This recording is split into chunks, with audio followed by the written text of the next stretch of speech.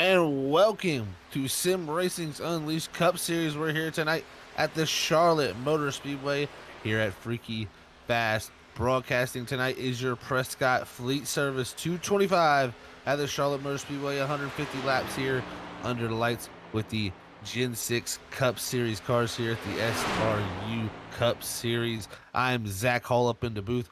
Joined alongside me will be David Medina. But before we get to that, I want to definitely send a special shout out to the sponsor here at SRU, their main sponsor, and that is Budget Sim Boxes. If you're a sim racer on a budget looking for a button box, then Budget Sim Boxes is your source. With several different sizes and functionality options, Budget Sim Boxes will have the button box that fits your price range without breaking the bank. Make sure you just head on over to Facebook where you can find Budget Sim Boxes, or you can look for them in the Facebook iRacing flea market. So thank you to Budget Sim Boxes for being the primary sponsor here at Sim Racing Unleashed. This action here on Sunday nights for their Cup Series. Thank you to Budget Sim Boxes. But again, I'm Zach Hall up in the booth. Joined alongside me is Dave Medina and our producer Robert Moyer Jr. up here running the cameras. It's going to be a fun night under the lights here for 150 laps. David, back here for some more Cup Series action. Yeah, absolutely. Coming here to Charlotte Motor Speedway, just one of the tracks I love coming to and love watching these guys race on this track here. So, pretty excited about it. Looking forward to it. You're looking for the battle to continue on between our points leader, Steve Sippian, Mark Whitley. You got Jason Adams in there as well. So, yeah, it's going to be a good show tonight. We'll see if Mark Whitley can repeat as a winner here, or if someone else going to go ahead and step up and try to take that winning spot away from him. So, yeah, let's get ready. Let's get buckled in. Let's take that green flag. Yeah, it's going to be very fun to watch for sure, as we got a lot of battles going on all around this racetrack here tonight for 150 laps. Right now, qualifying is going to determine our order here as the drivers are putting on their fastest lap times here. And it's 5 minutes, 2 laps available to these drivers to put down their fastest times. Mark Whitley right now coming off a strong week at Bristol here tonight. 29.81 to put him atop the board. We'll see if anybody can eclipse that. But I tell you what, Cedric Hunter right there, Steve Stippy, and also Chuck Sweeting and Isaiah Sutherland all in the 29-second bracket along with Mark. Yeah, I noticed that in practice that the first 6 or 7 guys were all pretty close in the same time bracket. So, really close qualifying times here. But I'm curious to see what Cedric Hunter is able to do here in qualifying and on the kickoff of the race. He's been pretty good all season long. But just Chuck Sweeney as well. I'm just curious to see, if he be able to get his internet to hold up and be able to put, the race together. He's been fast and had some really good finishes, climbed up from 6th in points to 5th in points. He's had 5 top 5s and 7 top 10s. So this could be another good night for him. It definitely could be. And I'll tell you what, also, there was some new names out there in the final 10 seconds here. I'll call them out as Jamie Capehart is out there in the 041. I also believe Travis Creech is a newcomer here. Also, I believe we had Art Mile and one other car, I believe. I don't see their names sticking out right now, but I'll definitely probably notice here as we get ready to go through our grid as qualifying has come to end. Mark Whitley, he's going to be on the pole position here tonight at the Charlotte Motor Speedway. And here is our starting grid. Mark Whitley on that pole position. Alongside him will be Cedric Hunter in the 11 machine. Third is going to go to Steven Stippian, our points leader. Fourth is going to be Chuck Sweeting. Fifth place is going to go to Isaiah Sutherland. Sixth is going to be Hunter Hayward. Seventh is going to go to Jamie Capehart. Eighth place, Brad Delph. And there are another newcomer there. There it is, Mike Peters in the 69 starting ninth. And rounding out your top 10, there is Dave Bush. Yeah, then starting in 11th position, we have Larry Blair, followed by Travis Creech. In 13th position, we have Robbie Darnell, and then Justin Menarche, and another newer driver, been here the last couple of weeks. And then in 15th position, we have Dakota Bryant, followed by James Bryant in the 16th position. And then in 17th position, we have Cody Dorsey. And in 18th position, we have Mike Chamberlain in the 18th position there. 19th is going to go to Kevin Roy. 20th is going to be Clifton Ashley. 21st going to go to Benjamin Butler. 22nd is going to be Paul Cohen. 23rd, Jason Adams. 24th, Mark Koschik. 25th, Art Mile. And 26th is Robert Cheswick. That is our starting grid here tonight for these Prescott Fleet Services 225 here at the Charlotte Motor Speedway. Mark Whitley, last week's winner from Bristol, starting out front here, trying to push his way farther up and get closer to Steven Stippian, only 18 points back as he was able to gain a good portion last week at the Bristol Motor Speedway. But man, 4 wins. Can he go out there and get his 4th? It's going to be a tough testament. Steven Stippian also looking for his 3rd win. You got Hunter Hayward also, I believe, looking for his 3rd win also. So definitely a lot of guys out here looking for to add to that win column. They definitely are, but once again, they're going to have to take on that ever so strong driver, Mark Whitley. Just again leading the field. Going to trying to go after his fifth win tonight. So it's got a lot of talented drivers here, a lot of fast drivers, multiple win drivers, and then you have those drivers out there that just are looking to get their first win. So we'll probably see some things go on here. Maybe just some different pit strategies and stuff. But there's that old saying there: if you keep following the leader, you're going to keep following the leader. So sometimes you got to do something different to get in front of those leaders. Gonna see if anybody plays something different for sure, David, to see any strategies are available for these drivers. 150 laps, 225 miles around this 1.5 mile oval here at the Charlotte Motor Speedway. One of I would say the mecca of NASCAR for sure, where it's the home of NASCAR. So we're back here at the Charlotte Motor Speedway where it all happens as we're going to get ready to take it on here tonight. Remember, no stages here at SRU. It could go all the way to the end. It's done it before, so stay tuned here because we're going to have some great action as we round through 3 and 4 for the final time before we take the green flag. Remember, 3 sets of tires in pit road for him for 150 laps. That is going to be an interesting case there. We'll have to see how it plays out. Pace car going to take the hard left-hand turn down the pit road. Barney, the flagman, he's ready at the flag stand. Are you ready for the green flag? Because I sure am. We're getting ready to go. Green flag racing. Green flag is in the air, and we're off and away as Mark Whitley going to lead us to the line with center cutter and the Helen Kitty machine right nose to tail with them there as they head to 1. Yeah, heading into one side by side for the next 4 or 5 rows back. But Cedric's just doing a good job hanging out there on the outside as they come off the turn 4 here. And then you see still side by side these guys going back and forth all the way back. These guys really doing a good job. But here coming in the 4, you're still running side by side. It's going to be interesting as Cedric gets the lead over Mark Whitley coming off the 4. It looks like that bottom lane going to pull better back in 3 and 4 as Cedric Hunter had the run down the back straightaway. Now the run goes to Mark Whitley, headed down to turn 1. Still side by side for the lead, side by side for second and third. Also with Hunter Hayward there trying to work his way to position around the outside of his teammate. Everybody sliding though. I heard it was loose early to go, and we're seeing a lot of guys shake their tail feather. Yeah, exactly. Y'all see, you can see them just come out that corner, and all of them just trying to catch that rear end. As we see these guys now starting to get a little bit single file. The first three or four cars get single file, but behind that, looks they're running side by side. Side by side all around now. Looks like it's finally going to get single filed out as Steven Stippian to the inside here of that one machine. Isaiah Sutherland, a newcomer to the league, and they are battling hard for that position. This is a top 5 spot here at Sim Racing Unleashed as we hop on board with the 69 of Mike Peters, also another newcomer. He's broke his way up into the top 7 here. What a run it's been already for a few new guys. Yeah, absolutely. Good run for the new guys here, and even some good runs for our guys that just been fast all season long and stuff. But you got Mike Peters up there who's gained 2 position. You have Brad Delp still hanging around in the 8th position and stuff like that, but still hanging in there. Dave Bush, I'm showing him in the 10th spot. To early on, only 4 laps into this thing. Some of the guys starting to get sorted out towards the front. Some of the guys about the 6th, 7th place car still running side by side, but. Man, it's going to be a great long run. You got to take care of your tires. That exit off the turn 4 can get really tight between the 2 cars. If you have a car on the outside of you, so it'll be a lot of fun to see these guys work their way through traffic.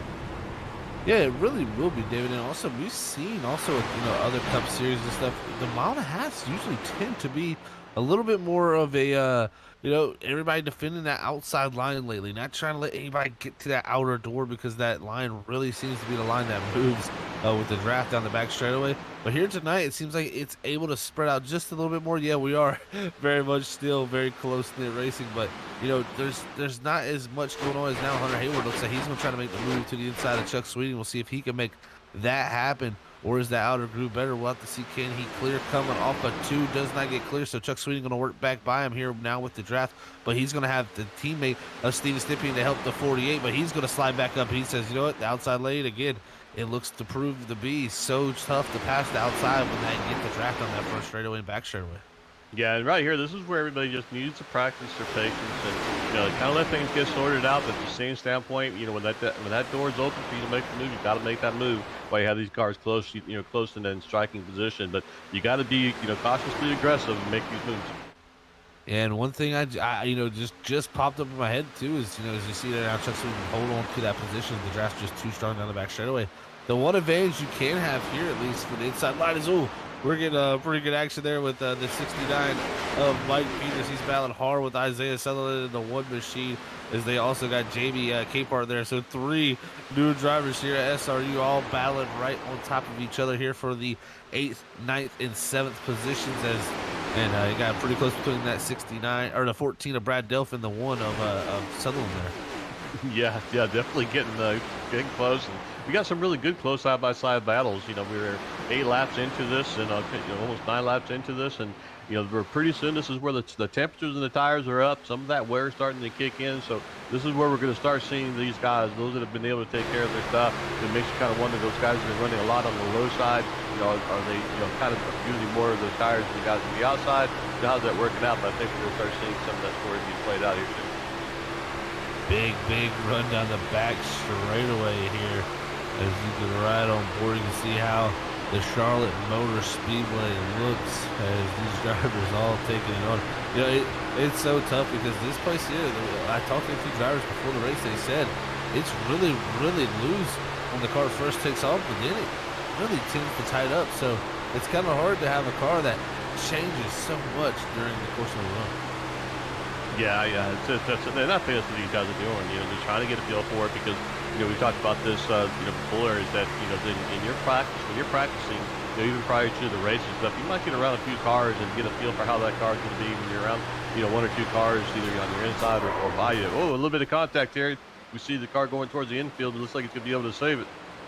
Oh man, there goes the 73 of Larry Blair through there as he makes it through. But a lot of drivers like the 041 here we're looking at Jamie Capehart there. That was contact between him and the 14 of Brad Delph there off of turn number 4. That is going to bring an early collision for him. But also another driver who had severe contact. Also, as you look at the rear bumper of the 041, it's got damages.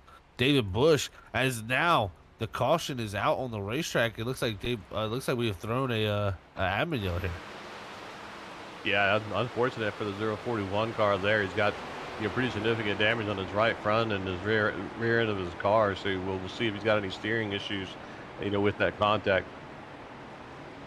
It looks like that yellow was thrown for that contact we seen off of 4 from the admins there. They deemed that enough to be a yellow. So our first caution of the night is out. You've seen that one live as Mark Whitley able to hold on to the lead from the pole position. What I'm seeing already, it's going to be a tough a night again of passing. It's just these Gen 6 Cup cars. It's so tough to get anything done. You try to go make a move, but half the time when you go to make that move, it is just going to make everything worse. As now everybody faking to look to come down pit road. I was about to say, I don't think any of the leaders are going to do that. It was all just a big ploy to maybe pull some others down. Yeah, I suspect we'll probably see Dave Bush go in there and try and get his damage repaired. It looks like he's in there. But what I was saying, part of that caution was, came out is that, when you're practicing in practice before the race and stuff, you run other cars, you're getting that feel for how the car is going to handle around some of that. But when you get in a big pack like this, your speed is picked up. Going into the corners, you're going to be carrying more speed. And so it'd be really easy for these guys just to overheat their tires, more than what they thought they would in practice. So I think that's where, some of you guys are just trying to take it easy, get a feel for how the car is going to act. And and see what their tires are going to look like during their first pit stop. Tire wear is definitely going to be crucial here.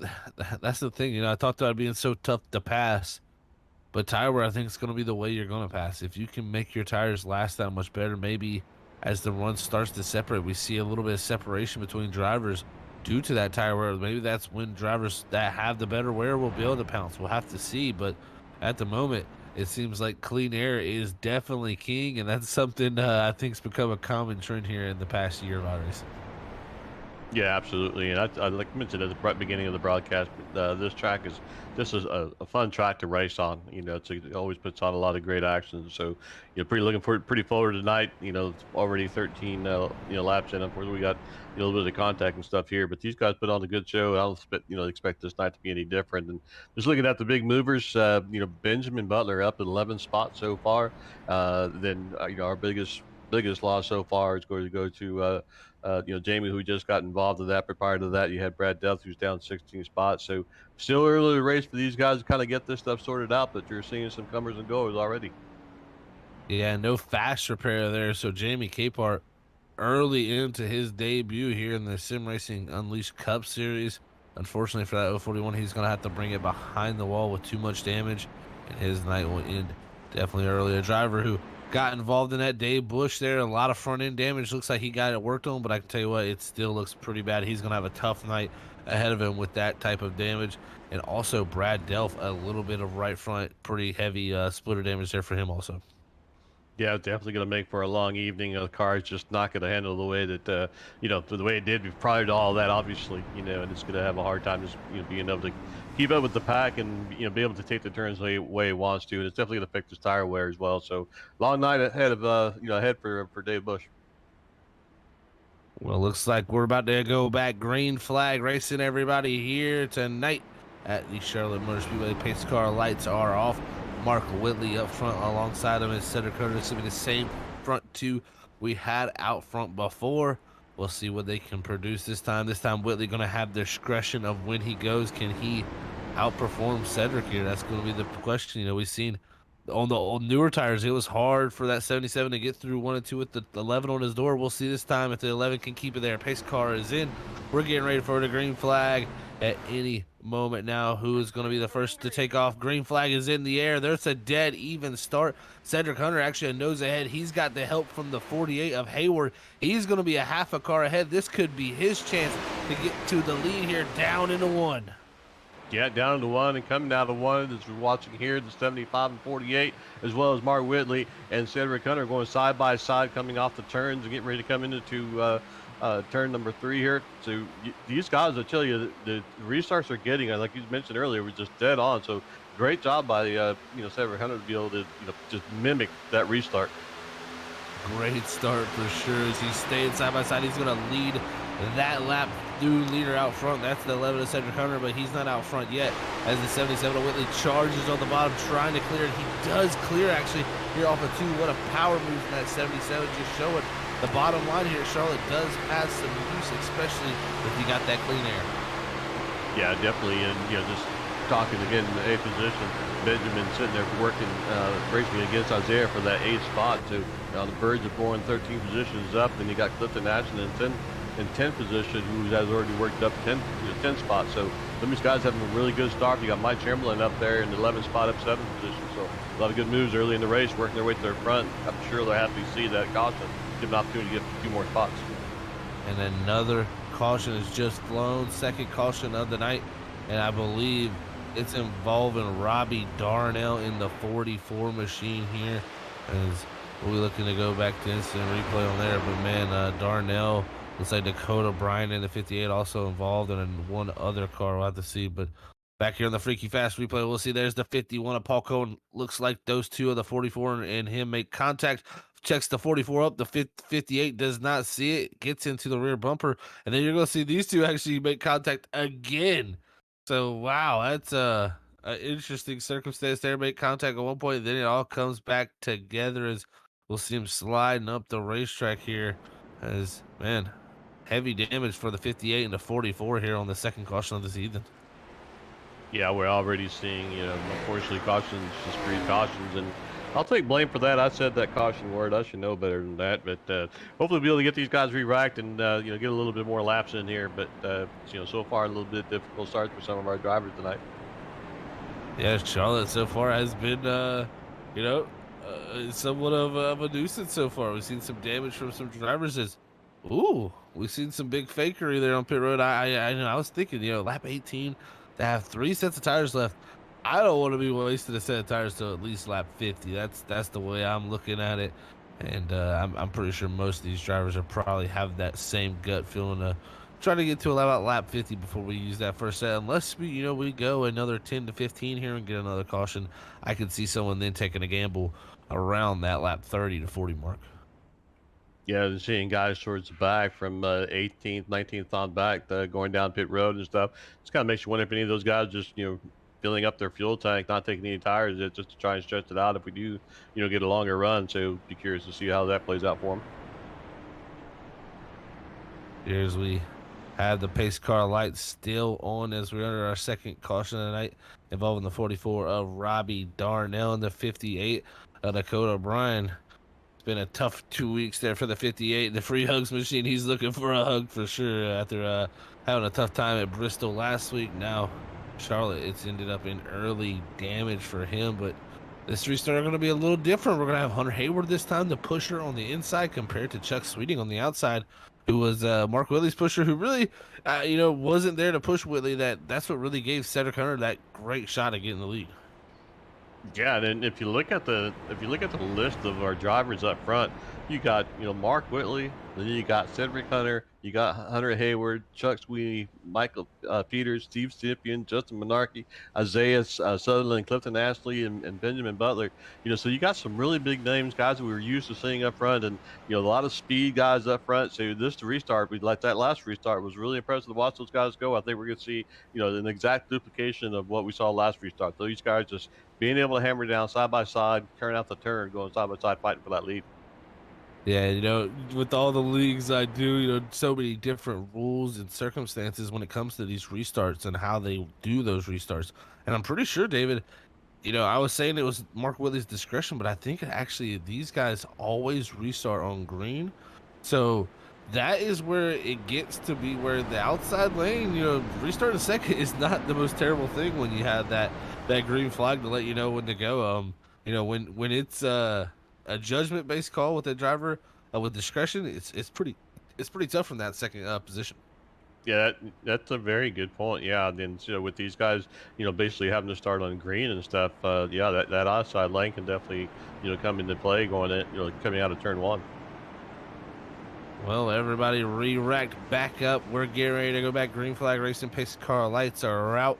We're going to be completing lap 20, so 130 to go. It's a long night here at the Charlotte Motor Speedway as the day turns into dusk and the light continues to fall away before the lights click on here at the Charlotte Motor Speedway. We're going to ride on board here with the 48 Hunter Hayward for this restart and see what it looks like to restart here from this second row. Restart is out. We're off and away. No pushing to either of the top two cars. It's going to be a dead even heat as they head down the one. Maybe even Whitley at just the nose ahead is the 11 now trying to hold position. Yeah, what a great view here to be able to do a ride along, with Hunter Hayward to kind of see exactly what he's seeing here, and these two guys battling up front. So these guys are trying to push hard as that outside line. Look at that run that outside line is getting. Cedric Hunter to the lead with the big run, the help of Chuck Sweet down the back straightaway. Now Chuck Sweet working his way around the outside. He's going to be looking to take the second spot from the 77. Looks like he'll have a little bit of draft now. Side by side, Whitley just gets back to the quarter barrel, able to side draft and pull him back. Can the 77 move forward? Is looking at 48 and 81. Also battle is looks like it's going to be almost contact the 75 to the second position. Yeah, 22 laps in, so some of these tires they've cycled a couple of times with the cautions that we've had. So we could be seeing some guys starting to get a little bit tight, off these corners and start pushing up. Looks like Willie gets the pass done, but here is the battle back here. Mike Peters in the 69, the one of Isaiah Sutherland. They're battling down here into turn number one as Chuck Sweet. Now he's dropped back to the fourth spot as even Hunter Hayward back to fifth as that restart really has seen the claim of a few drivers. Now Mike Chamberlain driving up into the picture in number 70 machine. Yeah, Mike Chamberlain having a really good run, and behind him in the 55 car, we got you got Kevin Roy over there in the 12 car, 13 spots. So these guys 7, 6, 5 positions, moving their way up back there. You got Jason Adams, some guy we always watch, just methodically works his way up towards the front, and so far he's gained 8 spots in the 15th position. Yeah, definitely had another good run up through the field for him as you got Dave Bush back there battling in the 53 machine. He's got Art Mile there in the 15 on his outside as they battle down in the 3 and 4 for this 16th and 17th positions. Man, oh man, it's all over the place right now. Looks like a few big movers. Definitely Benjamin Butler up from 1st to 10th, Clifton Ashley 20th to 9th, Justin Larkey 14th to 7th. We had a lot of guys moving on up through the grid, David. Yeah, absolutely. And this camera view here, what a great camera shot to be able to show these guys. You can see the car, they're getting a little bit loose off the exit there, but just a great camera view there, just to kind of show these guys working the corner side by side, 2 rows back. But you can see just a little bit of the different line we take. You got the car way outside by the wall, then coming back down inside to, it's pretty interesting about this track. Just a little bit different variants of the line that you guys can take around here. Yeah, definitely a little variation for sure. As Travis Creeks there, he now makes the pass on the 15 of Art.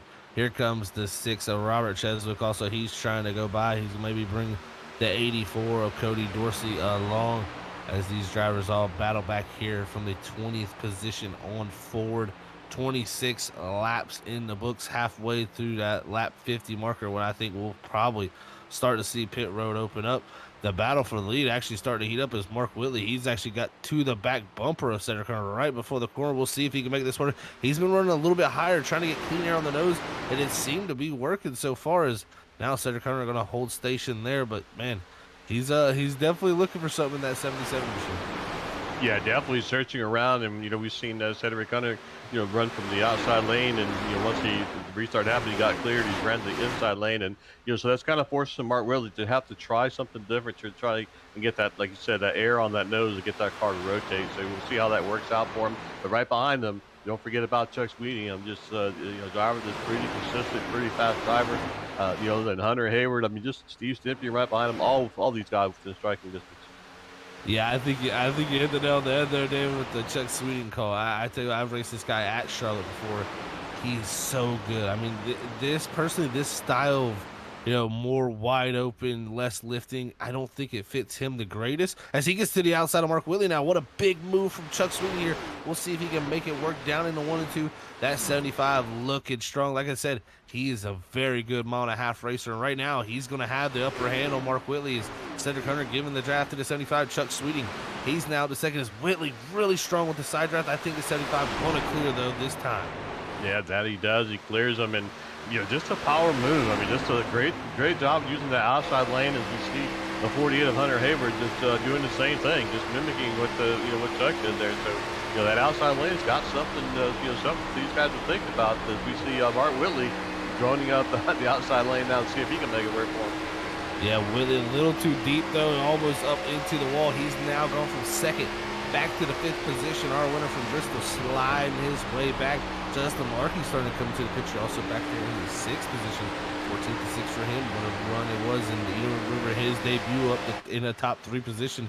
His debut a couple weeks ago. We could see him again here shine under the lights at Charlotte. Man, this 37 really strong. Yeah, definitely. If you look at his lap time, the 31:57, and a leader, the 31:53. But like you were talking about the last couple of weeks that he's been joining, he's just been showing, just the speed that he has. And I've had the pleasure of racing with him, and he was one of my teammates on a different league and stuff. And just a really fast driver, very consistent driver, very smart driver. So he takes his time, he's very patient, and takes care of his equipment, as we're seeing here, just constantly moving up. That he has been starting to close the gap up here. Is this 37 machine, Justin Larkey. You're going to see 73 for him because that's his custom numbers, but he's 37 here tonight at SRU. What a run we've had, though, this time. This has been the longest green flag run we've had so far. Cedric Hunter out front, Chuck Sweeting in second, Hunter Hayward third, Steven Stippy in fourth, and our winner from Bristol last week back to fifth. He's got a little bit of pressure, actually.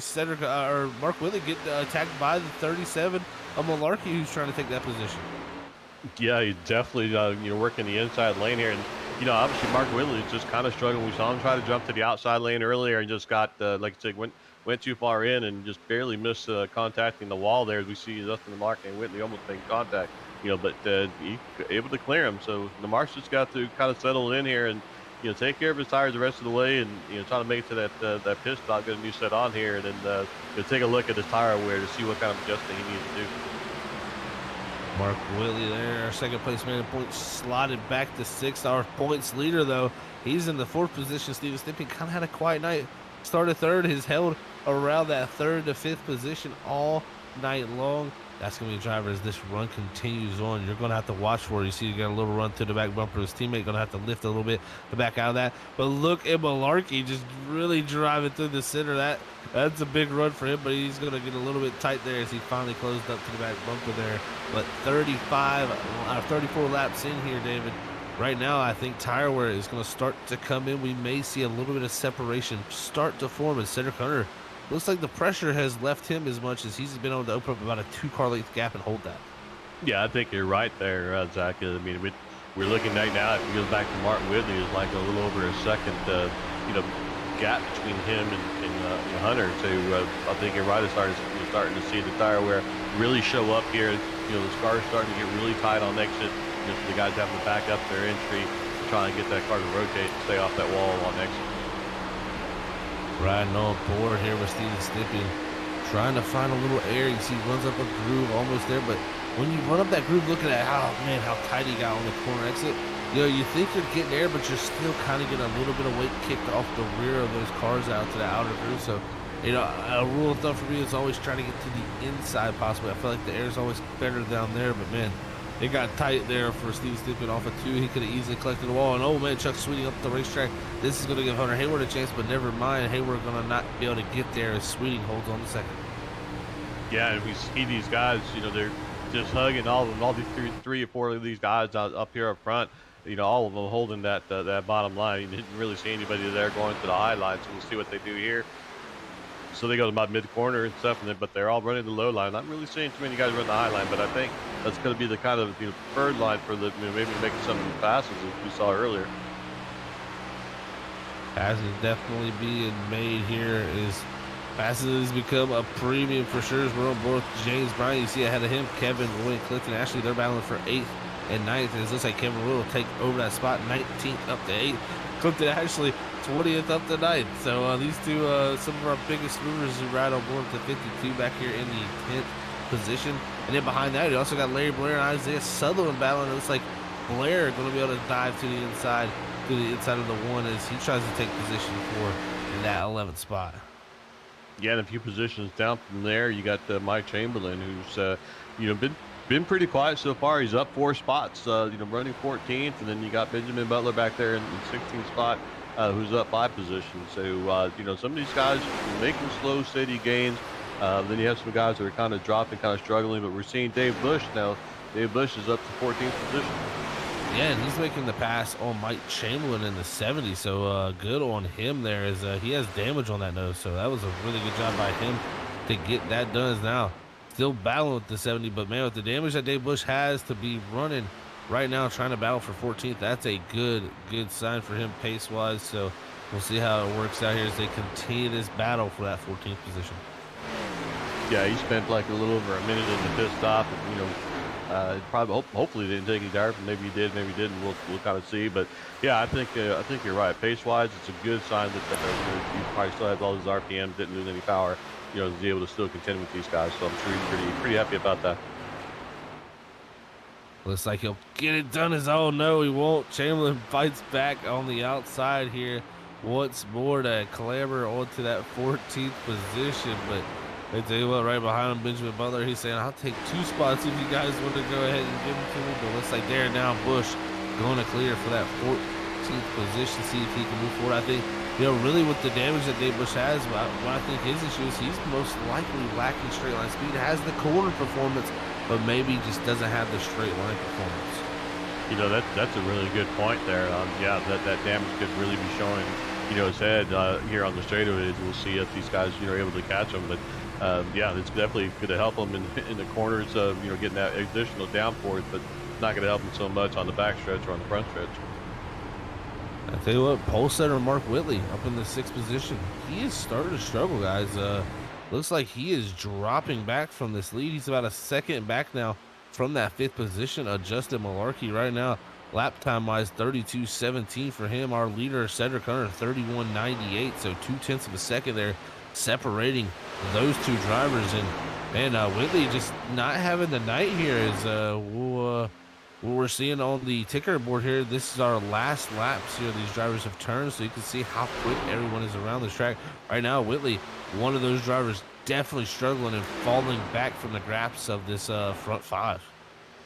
Yeah, and it kind of makes you wonder. A couple of last restarts he started on the inside line, so just kind of makes you wonder if that inside line just overheated his tire, had to use it a little bit more than say Cedric Hunter or the guys that were running on the outside of them, and they were able to make the pass on the outside. So it's a long race to go. So whoa, as we see a car there, he just got really loose on exit, goes to the apron and saves that. Yeah, that was Mike Peters in the 69 who held on to that. That's going to actually put it side by side with Kevin Roy, who's going to make the pass now. Roy up to 7th from 19th. What a drive it's been for that 12 machine. But yeah, Mike Peters, he had a wild moment there. He lost 1.3 seconds to our leaders with that little slip up there in 1 and 2. Yeah, and a couple of cars behind him actually did the same thing, but didn't have it kick out as significant as he did. But yeah, I think we're starting to see some of these guys probably get a little bit hot on that right rear tire, and lost a little bit of control, got a little bit stepped out on it, but thankfully they were able to keep it under control, get back in line. Everybody making their way around this 1.5 mile racetrack here at the Charlotte Motor Speedway. What a night it has been so far up in the booth. I know we've had a good time here at the Prescott Fleet Services 225. David, I gotta think they're nearing pit stops here, man. I would say they're gonna probably stretch it here just due to those cautions. But man, I would say around lap 50 is when that window open up. It'll probably close around lap 65. Yeah, I kind of think the same thing. Lap 50, 55, somewhere around there. We're seeing these guys, come down, and that's the other great aspect of this track here is getting into pit road.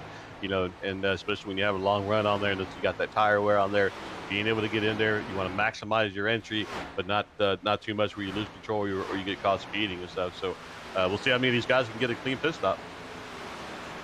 Yeah, it'll be fun to watch for sure to see who can master their pit stops here as we near the point where we think they'll happen. And we're talking about Mark Whitley a little bit too, about the struggle he's had here tonight. I mean, right now 4 seconds back. 4.1 seconds back from our lead group here. He's continuously running 0.3 slower, and the guys behind him running much quicker too. So Whitley not on pace tonight, just not having the night here at the Charlotte Motor Speedway. Looking at his car too, no damage on the 77.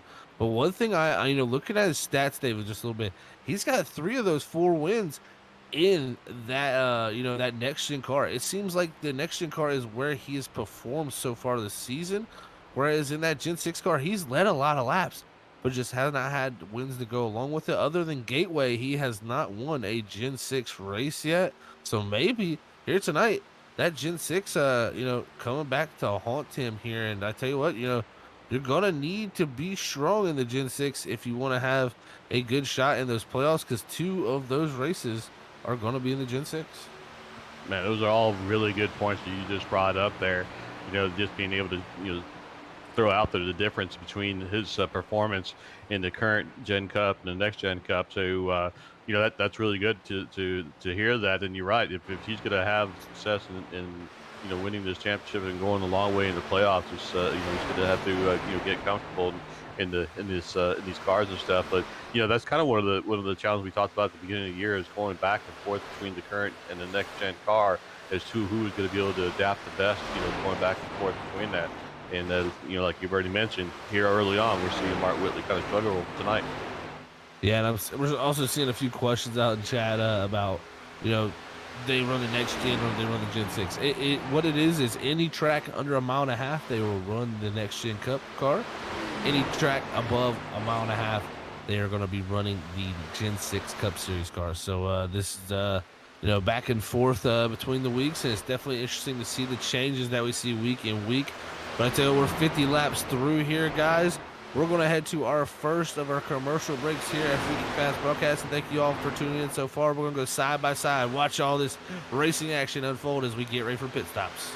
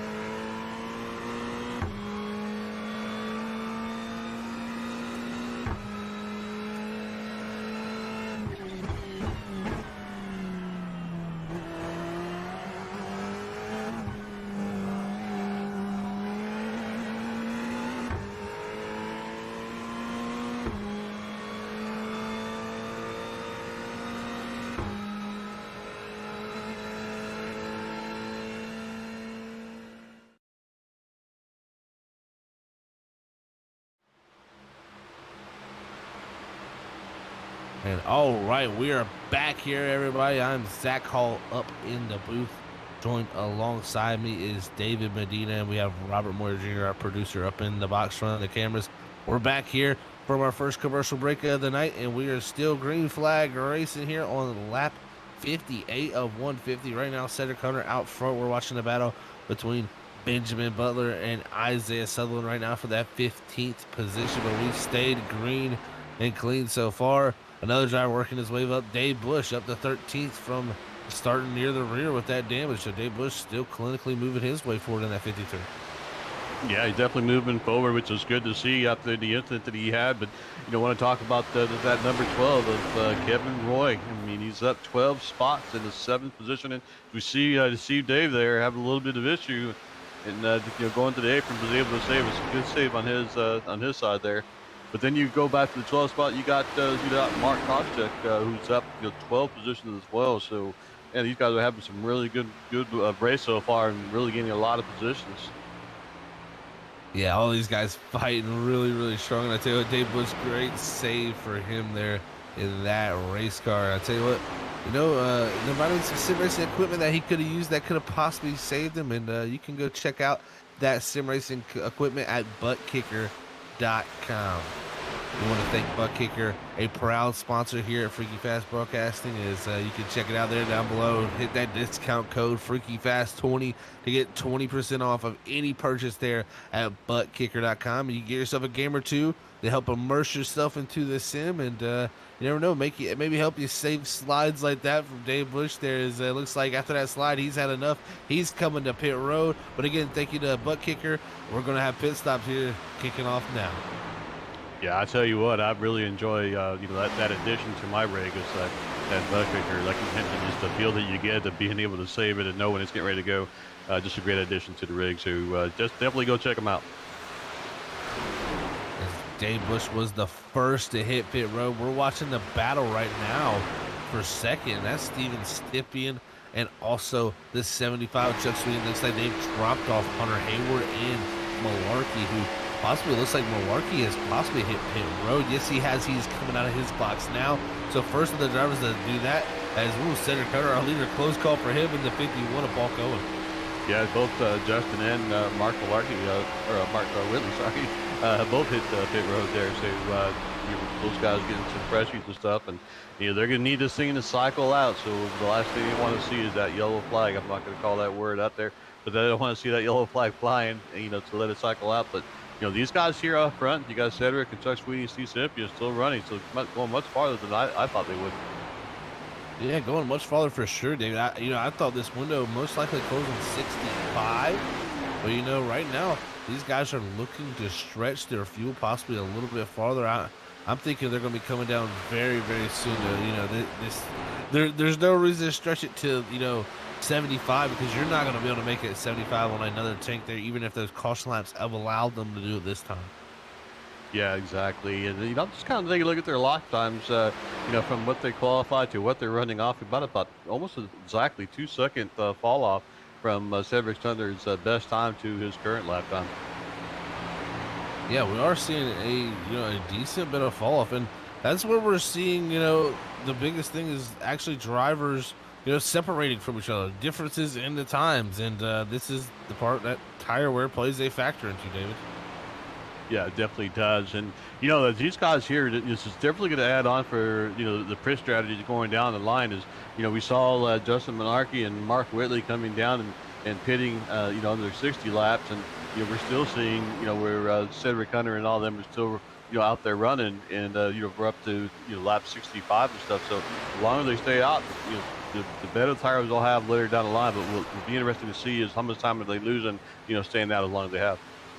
Yeah, I think you're exactly right about that too, David. And the longer they wait, the more time, like you said, they lose. Actually, I got a little inside info, just doing a little research. It looks like about 3 laps of fuel left on the board for that Hello Kitty number 11 machine as we ride on board with him. So I would expect them to hit pit road here in the next 2 laps here. So we should be seeing all 3 of our leaders possibly hitting pit road here at any moment. Well, that's really good insight. So glad you have that to get a better idea of when we'll be seeing him come down pit road and stuff. So yeah, that's going to put him, well, here he comes now. So yeah, lap 67, I think we're coming where he's at. So just something for us to note later down the line, because if we don't have another caution, how many laps will he be able to run under this next set of tank before I have to pit? He takes the risky call there to pit from the lead there, David, right in front of the whole group, and he makes it work. It looks like he had a pretty good entry from my standpoint, good entry into the box here. We'll see these guys jack up that right side, put 2 right side tires on this car, then run over to the left side and jack the left side up, put the other 2 on. He's going to feel good on those 4 Mr. Feel Goods, but I tell you, he's going to lose track position-wise out to a few guys, possibly like Justin Malarkey, who pitted earlier. But I tell you what, like you said, David, he's going to have the newer tires for the rest of this run, and when he gets to Malarkey, it's going to be a helpful thing to have those tires. As here he comes out of pit road onto the apron. Malarkey going to be passing the next car here right on the right. There it is, Malarkey. So that'll be the battle for the top spot once everything cycles through. But I tell you what, Cedric Hunter, not far away. Could we see Steven Stippian? Yes, and Chuck Sweden in that time. So they all stretch it as far as they possibly could go there, David. This was interesting, man. 1 lap difference from Chuck Sweeting and Steven Stippian could make the difference here on Cedric Hunter. Yeah, that's just where, pit strategies, going to kind of show its head and stuff, but it'll be interesting to going down the line because, they can't make it from here. They're going to have to make another pit stop. And so, I think if they wait as long as they, well, it was pretty close. They're coming back on the track. But if they wait as long as they did this time here, that they're only going to have about, 10 laps or so on the pressure tires. So I suspect they'll cut it, they'll cut that this next stint a little bit shorter. Oh, man, I tell you what, I think a lot of our eyes got big up here in the booth as that got close there. As Dave Bush goes around the outside of Cody Dorsey. Cedric Hunter, we rode on board there as he was going by. And, passing Chuck Sweeten, the exited pit road, he got loose. And that's them cold tires. We talked about the cold tires in the beginning of the run being on the freer side of this race car. Right there, showing it definitely was free for the 11. He almost got loose, went down into that 75. And I tell you what, Cedric Hunter being a teammate of mine, I know he struggles with the cold tire loose condition. Luckily, able to keep it under his feet there.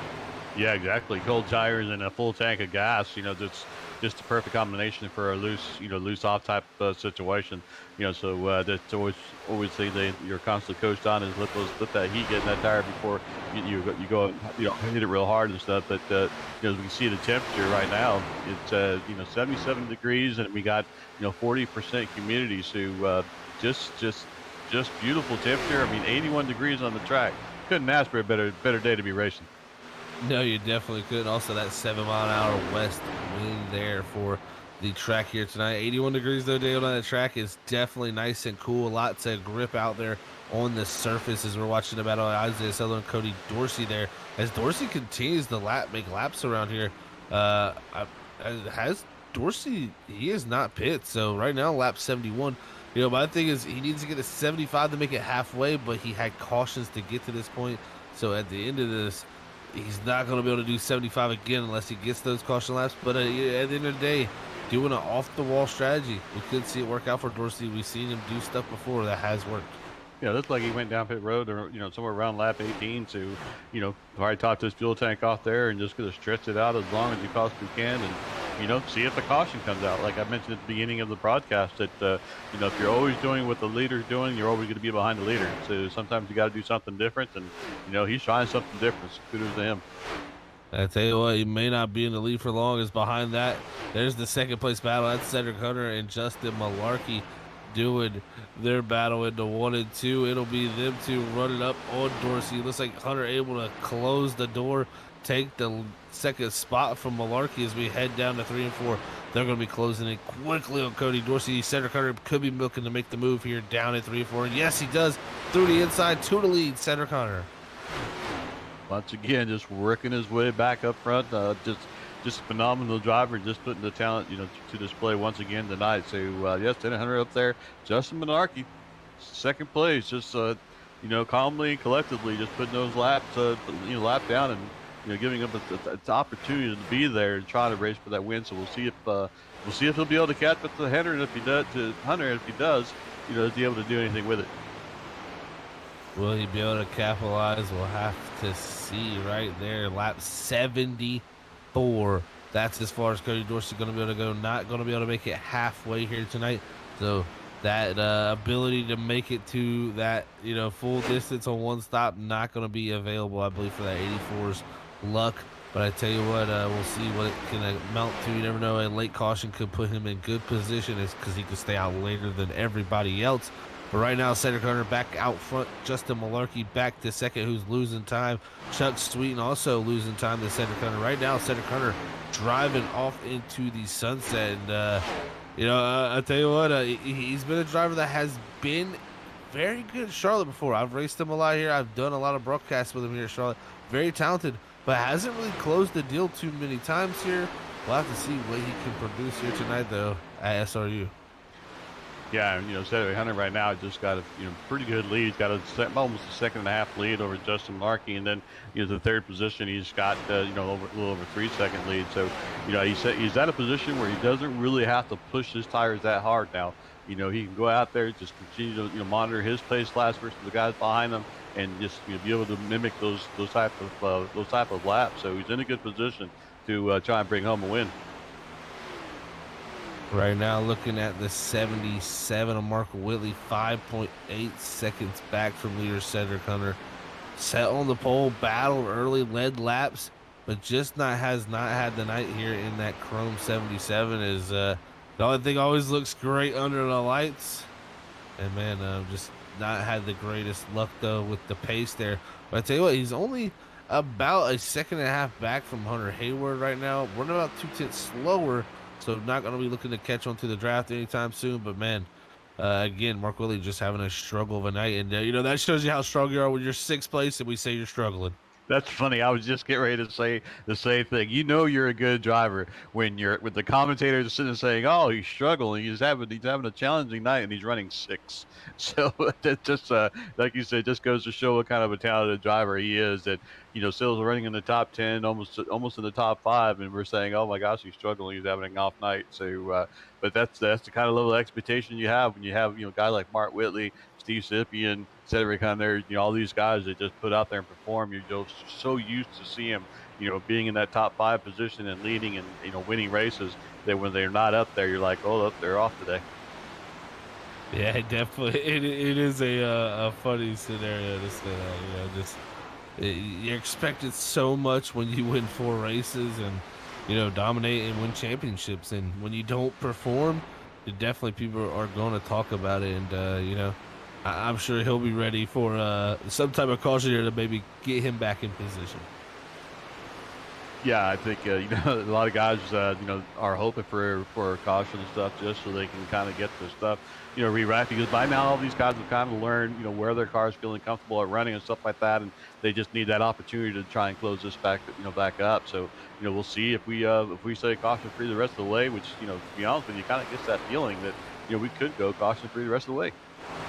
It very well could be like that, David. And I tell you what, I had to go. I talked about Cedric Hunter's past here at the Charlotte Motor Speedway a little bit, as we were looking at actually now Steven Stippian close up on Malarkey here for that second spot, as Sweeting was able to get by, and he's actually starting to take a little chunk of time out of Cedric Hunter up front.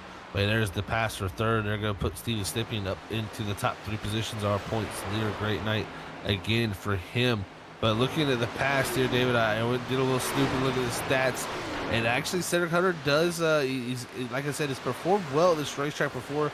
Has 7 starts in his career here in leagues, 4 top 5s. And also, last time we were here at Sim Racing Unleashed in the Cup Series, he finished 7th, so kind of struggled in that Cup car, but they were here in the Xfinity car also in one of their series, and he won the race there. So very good here at Charlotte. Also another league win in his past. So 2 wins here at this track, looking to add to a 3rd here in his career.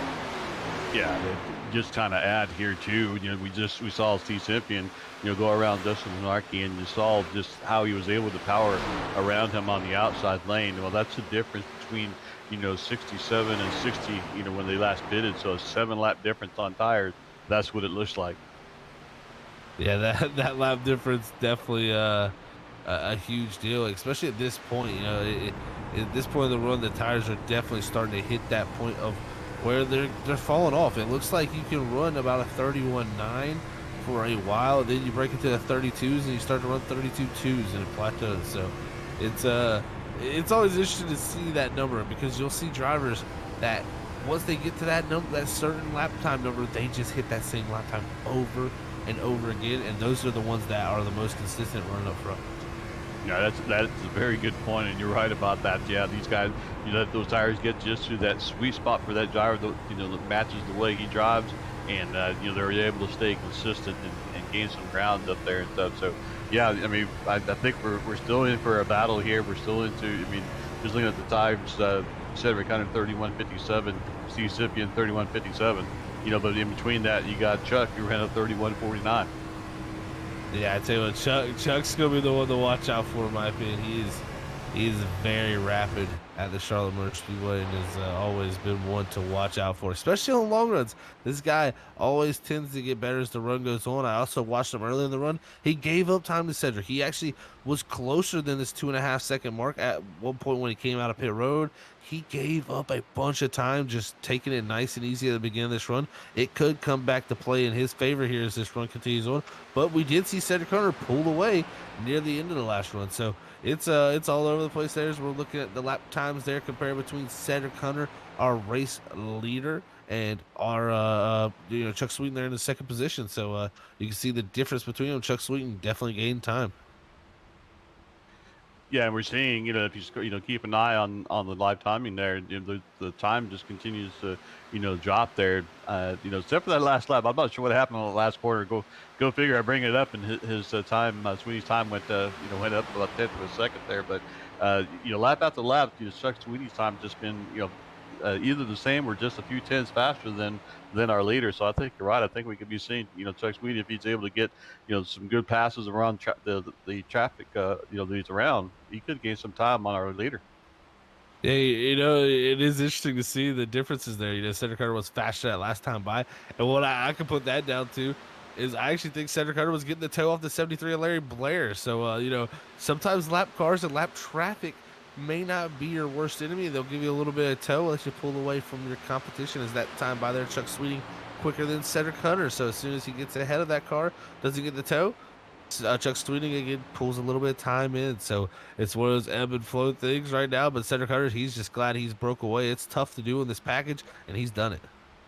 That he has, and you got to give him credit. I mean, he got out there, he passed to get to the lead, and Cedric Hunter just once he got out there, he just wasn't letting go of it, and he's been able to keep it as we're 89, 90 laps into this race, and still out there leading. But we'll see if Chuck and Steve and Hunter Hayward, even Justin Minardi, if any of them are going to have any kind of answer for him. But so far, it's just been the Cedric Hunter, leading every lap.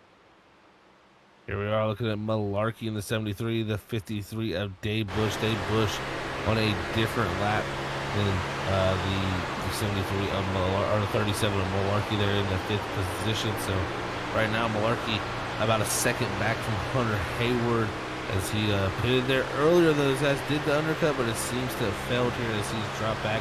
I expect him to be pitting pretty soon, though. I would say right around the lap 100. Yeah, and I think that this is what's going to be interesting. Some of these guys that did it a little bit later, what lap are they going to come down in in pit to you mentioned earlier that they had the first before they first pissed out they had that caution and gave those guys a few additional laps. This time they don't have that, so we'll see what these guys are really able to run as far as the full fuel tank. Yeah, full fuel tanks definitely. We're packed full under that last stop. We'll see if anybody tries to stretch it again. Cody Dorsey again, that farthest one to stretch it, 74 laps. But you're looking at James Bryant, the one at Isaiah Sutherland, and 55 of Benjamin Butler, all battle back here for position. And you also got Robbie Darnell. It was a little close contact between James Bryant and Isaiah Sutherland. I think, just because we stay green this far does not mean we can't have a yellow to shake this whole race up. Cedric Hunter cannot get into a low. He has to stay focused. Everybody has a shot still. Even, someone like Mark Willie who's had a struggle, we said tonight. If you get a caution, he's right back in the game as you get right back in that lead trap pack. Yeah, and we're seeing these guys here, they're starting to pick up with these guys here running side by side and letting the next two cars behind them get kind of caught up. And so, we could have that yellow flag, especially that exit there. We've seen guys get loose coming off that turn 4 and turn 2. So running side by side, we could see somebody get a little bit loose. And then next thing you know, we've got that yellow flag flying. Yeah, these two really, really going at it here in the 52 of James Bryan. As James Bryan actually on the lead lap there in 9th. Isaiah Sutherland is a lap down. So, this is definitely an interesting scenario between these two. It's always a weird one when you're battling for position. I tell you, and at some point the 52, he could probably get fed up with this if the one is holding him up, and that could lead to the caution. So right now, this is something definitely to watch right now. Yeah, it's some of our close battles, going on here. But yeah, you're right. Sometimes, you just kind of wonder why people, that are lap down are pushing as hard, as they are. But you know what? They're racers. They're out there. They're racing. They're trying to get every position they can, and trying to work their way up front. So when you see that car there, I think it's 51. I can't quite make the number here, but yeah, 51 just got into the wall there. Yeah, that's Paul Cohen there. Definitely got into the wall in the 51. He lost position now to Butler and Sutherland, who are now up 15th and 16th after making that pass on the 51. There goes Darnell also behind the 4. He is the 44. He's 7 laps down, so that's not a pass for position. As again, the 55 closes into the 1, trying to make his move. Right now, though, it's pretty stagnant as Cedric Hunter about a 2.1 second gap. Chuck Swing has closed it down, but not to the extent we probably would have thought. Or Steven Stippen, he's been one of the quicker cars also. 3.7 back for him. So, man, our top 3 is so close on lap times. They are. They really are. Their last lap time, 31.93, 31.97, 31.93, 31.95. I mean, their lap times, just identical, which, for Chuck and for Steve, Steven, is not the great thing because you're not really getting a whole lot of time, or if any time, on the leader, if you're mimicking the leader's, time. So we can see that, Sweetie knocked off a half a second from what he was several laps ago, but it's kind of, plateaued right now at 2.0, 5, 2.06, somewhere around there. So just not really making any gains right now. And again, this battle is still ensuing. The 1 in the 55 of Benjamin Butler and Isaiah Sutherland in the 1 battling for this 15th position. They also got James Bryant, like I said, who is a lead lap car.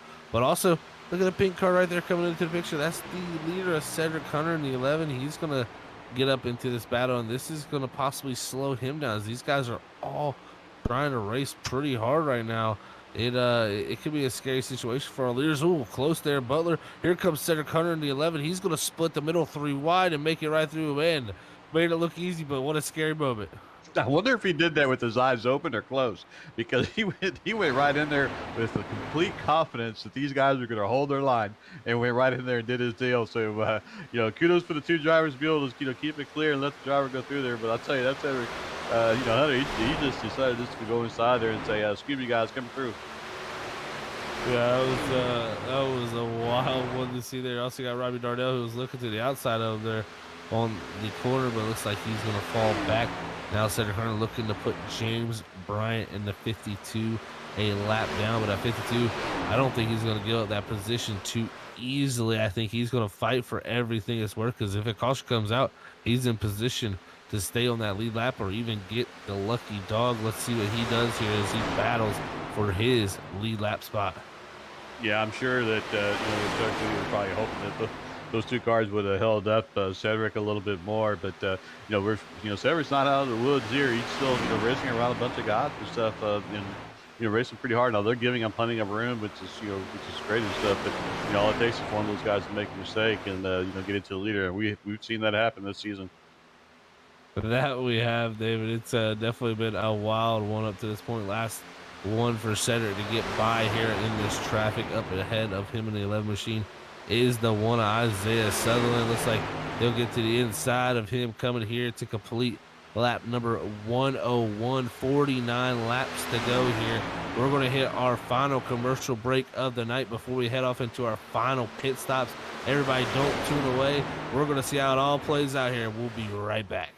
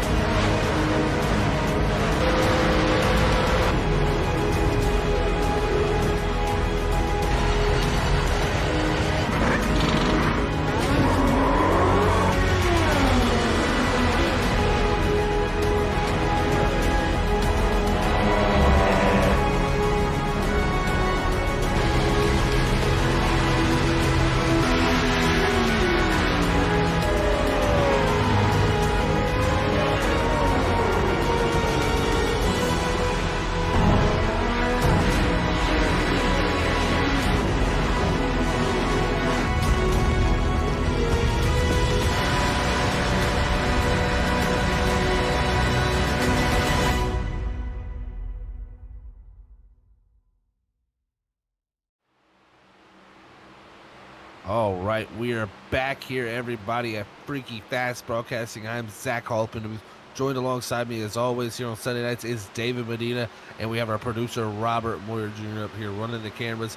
We watched this battle happen, David, right here last time we left with these lappers here, the 1, the 52. Oh, James Brown, he gets in the wall, actually, there, as Chuck Sweet goes by, and Benjamin Butler. These three cannot get away from each other as our second place man gets by finally.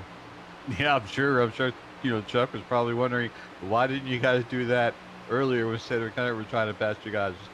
So he's probably was hoping they would have did that. But yeah, these guys lap after lap still racing each other pretty hard and pretty clean. So they've seen each other get a little bit close to the wall, a little bit closer, a little bit loose coming off, but doing a fantastic racing each other all the way even at 107 laps. Yeah, and, here at lap 107 completing it this time. I was able to, while we were under commercial break, everybody run down to the 11's pit box, talk to his crew there. And we've got word they're going to be looking to come down pit road here at lap 110 is the target for that number 11 leading out front. So here in the next 2 laps, we'll be seeing our leader hit pit road. Yeah, so definitely, a shorter stint run than his first time and stuff. So, it's going to give him roughly 40 laps or so to, on those fresh tires and stuff. So we'll see what everybody else does behind him when he decides to come down, or if anybody decides to come down a little bit sooner than he does. So we'll see how that all plays out. Right now, everybody still continuing on their runs as we continue to look throughout the field. We definitely want to give a special shout out here at Freaky Fast Broadcasting to Advanced Sim Racing. Advanced Sim Racing is the fastest growing North American racing simulation chassis manufacturer and digital motorsports equipment retailer. They're owned and operated by passionate sim racers, and the company designs and builds the sturdiest and most durable aluminum profile racing simulator cockpits available in the market today. So make sure you head on over and check out Advanced Sim Racing. You can use our promo code FreakyFast5, there as you see it on the screen, to get 5% off of all Advanced Sim Racing brand products there at Advanced Sim Racing. So thank you again for Advanced Sim Racing for being a proud sponsor here at Freaky Fast Broadcasting. Great to have a great company like that come aboard here for sim racing equipment as we ride on board. Cedric Hunter hits our final time for our leader coming down pit road. He's making the stop. Lap 110. The information you got was pretty accurate. So good job there in getting some accurate information. As we see, him coming down pit road, going to go ahead and get his fuel, get his 4 tires, get back on the track, and then we'll see who comes by. Looks like Chuck Sweeten continuing on for another lap, but he went one lap longer than the Hello Kitty machine last time at 11. We'll see what he decides to do this time. Looks like he continues on here as behind him, Travis Creech in the 8. He's in the grass actually right now, slow, trying to get himself back onto the racing surface. Travis Creech there in the 8 machine. He's going to have to hold it on the apron here. Hopefully going to keep this thing nice and green. Oh, sliding a little bit. Got to be careful there if you're the 8 machine. And oh, there it is. The 52 contacted James Bryant. This is what Cedric Hunter doesn't want to see as we stay green.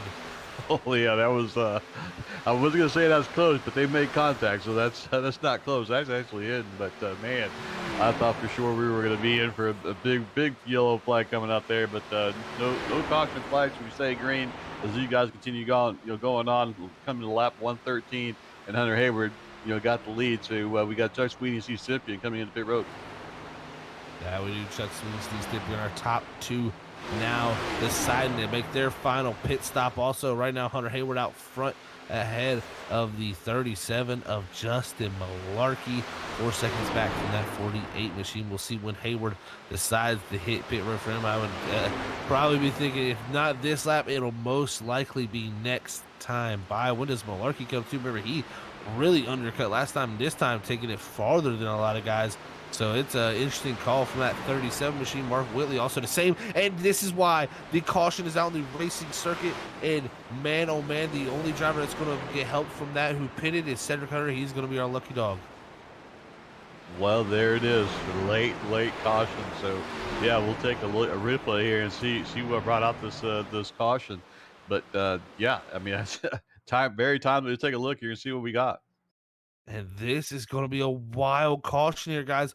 Chuck Sweeting, our second place man, running so good all night long, leaving his pit box here, leaving pit road, all of a sudden just breaks loose and loses it on the exit. Surprisingly, that is what brings out our caution, and we're under caution here, guys, as he wrecks on the exit of pit road. This has shook everything up right now. 4 drivers on the lead lap. Cedric Hunter looking to be our lucky dog. He's going to have to start from the tail and the longest line. Wow, I mean, I didn't see that happen when they were showing the 75. I thought he was just coming out of the pit road, but I didn't realize he actually brought the caution out. Just man, just unfortunate for him to have that issue happen coming off of out of his pit box there and off the pit lane.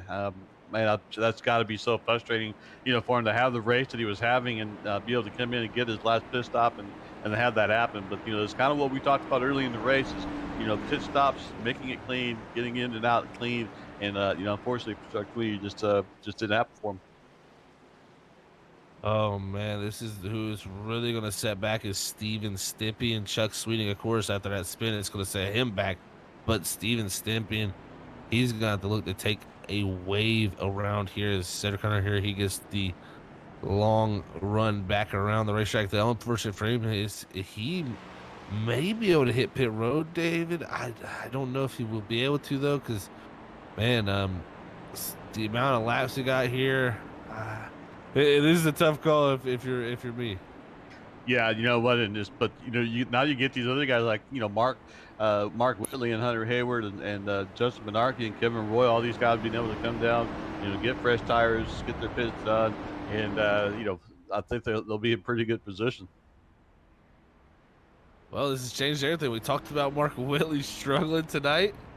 He could now be in position to get a race win. I mean, we've seen a few, where he's dominated and it's got taken away from him late in the going.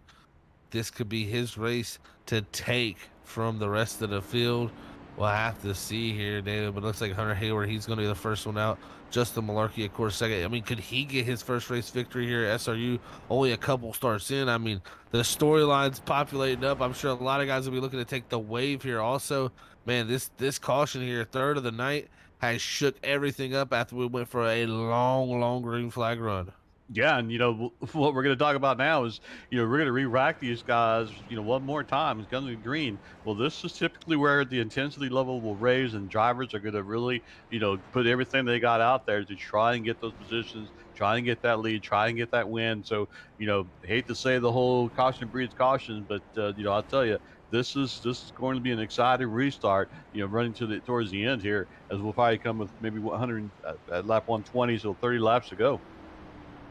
Yeah, it's going to be exciting for sure, but we got some exciting news up here at Freaky Fast Broadcasting. Make sure if you haven't heard about it yet, we're holding a 6-hour endurance event at the Daytona Road Course here on January 7th on a Friday here. 6 hours live at Freaky Fast Broadcasting with endurance multi-class racing here, and we're doing it for a good cause. We're doing it for the Junior Diabetes Research Foundation, so make sure you check that out. If you can't race, maybe you could donate. Never know, just bring awareness to the event. We're trying to get as many eyeballs on it as possible, and if you are interested in signing up and being a part of that race, I'm putting out in the chat right now, there's a link to a sign up form where you can go sign up for this race, get the Discord information, join there where you can get plenty of information and all the details about that great 6-hour endurance race. Maybe you can get out there and race on track alongside me, and maybe even come up in the booth. There'll be a few people out there, drivers that'll be coming up that we'll be talking to during the 6 hours. It's gonna be a fun event, but again, like we said, it's all for a good cause there for the Juvenile Diabetes Research Foundation. So we cannot wait to bring eyes to that, as man, it's gonna be a great time there. January 7th is the field is now getting reset and re-racked all up, as it looks to be like a lot of guys gonna be taking wave rounds. I think Cedric Hunter is still gonna have to go to the tail longest line. Yeah, I mean, just turned everything around so quickly, all in that one lap. So it's gonna be interesting to see what happens now with with Cedric Hunter. What's he gonna be able to do? Mark Whitley, is this reset for him? This new set of tires? Did he learn something from this last set of run, and all he needed was just this re-racking, to give him a shot to win? Is Justin Minardi going to be able to make these passes and get his first win into the season here? With these group of guys, or is Kevin Roy going to be able to get that opportunity to step up there? So a lot of great storylines that could be played out here. A lot of great storylines for sure, David. Thank you all to the 22 we got tuning in right now. Freaky Fast Broadcasting. Thank you all for being a part of this special night. If you haven't yet, make sure you hit that thumbs up button. We got 6 of them right now. Let's see if you're enjoying tonight's race. Hit that button. And if you haven't yet, also hit that subscribe button if you're not subscribed yet, so you can be notified each and every time we go live with that bell notification button right alongside it. So thank you all for tuning in here tonight. It's been a fantastic night of racing so far. 3 cautions up to this point, and it's a third caution that has shook everything on top of its head. Let's see which drivers can come away with victory here tonight at the Charlotte Motor Speedway. We're going to have Hunter Hayward out front, Mark Whitley alongside Justin Malarkey in the 3rd position, Kevin Roy in 4th, as we're looking to take the green flag here as we come into the restart zone. Waiting for Barney to wave the flag. Green flag is in the air. We're off and away. Hunter Hayward going to take the lead down here with Mark Whitley trying to charge along the outside. Yeah, during the last restart that we had, we saw that Mark Whitley was on the inside, and we thought maybe that might have been where he used up his tires. But this time he's on the outside, so we'll see if he'll be able to put anything together and be able to keep up with the cars up front. Look at that. Hunter Hayward there giving the draft to Malarkey. That's going to allow him to get a second. But Mark Whitley charges back around the outside. Can he get to the outside of 37? No, he closes the door on him as they head down the front straightaway. Hunter Hayward going to lead the way. Caution is out on the racetrack, and this is what everybody who pitted before wanted to see. Yeah, I'll tell you what, man. It's what we talked about, right? Intensity level is picking up, and that's just going to get guys making moves, and just going to lead to another caution, and that's where we're at. Yeah, and that's going to be the 11 machine there involved in this caution of Cedric Hunter. the guy who's dominated the night here, trying to charge back through, and looks like the 51 of Paul Cohen looks like he got loose, comes down the racetrack, center corner on that blue line, nowhere for him to go, and right now trying to keep it nice and straight. Looks like he's kept it there saved, but I think the 51 gonna hit him again there, and boom, gonna put him into the inside wall, and man, oh man, that is going to be look like a race. At least victory chances for Cedric out the window for him in the 11 after a dominating performance. Yeah, I mean, you just said it, just a dominating performance, and man, just one flag just changed his whole race for him. So just got to be really frustrated in that car right now. Just thinking about what could have been. Just he had this track down. He was just able to put down lap after lap, such performance. Lap perfect laps and stuff, and lead a lot of the stuff, and ends up getting caught in the back, having to pit, and man, just another great end to his race. We'll see if he'll be able to continue, but definitely not the way he was hoping it was or thought it was going to finish for sure. Oh, this is gonna re-rack everything back up here, guys. And they say cautions breed caution. This is gonna let Kevin or Chuck Sweeting, Steven Stippian get themselves back up here. Also, this makes it a shorter run, which in my opinion, that gives Mark Whitley a lot more of a chance. He seemed to be very decent for the first 25, 30 laps of a run, then started to struggle in that 77 machine. So I think this length of a run could play out for his chances here to get that fifth victory. And what a struggling way to get it. That would be a story for him. I'm sure his hardest fought victory of the season. Yeah, but don't forget about that number 37, Justin Monarchy out there on the outside and running in second place there. He was able to make a pass and get past, Mark Whitley and stuff. So, good to see him running up front. I'm sure he's excited about this opportunity as these laps continue to, kick down. And he's going to try, do everything he can to get us get a win here. And then, Kevin Roy's sitting there in fourth spot, just licking his chops and looking for an opportunity, that maybe the door to open for him to take advantage of it. Yeah, I think a lot of drivers here are looking to take advantage of what they've been given here with these cautions, as it's really changed up the whole complexion of this race. I mean, think about this. Hunter Hayward, he took advantage of a wild race at Martinsville to get a win there. Could he get his third win here tonight at the Charlotte Motor Speedway when we have another wild race? He seems to be the driver that comes out on top when we have these crazy, crazy races like this that have crazy turns of events. And man, it could be his chance. But one thing I was also looking at, the schedule we got here. We got Charlotte here tonight, but then we head to Richmond next week, and then Talladega to finish off the regular season, and we'll be off for 2 weeks before we head into the playoffs. And man, Richmond and Talladega to decide those top 12 drivers who are going to be racing for a championship at Auto Club Pocono, New Hampshire, and Atlanta. I tell you what, it's going to be fun to watch as it all plays out here on Freaky Fast Broadcasting. But man, 2 weeks after this to get yourself in the top 12, a lot of drivers trying to push their way forward.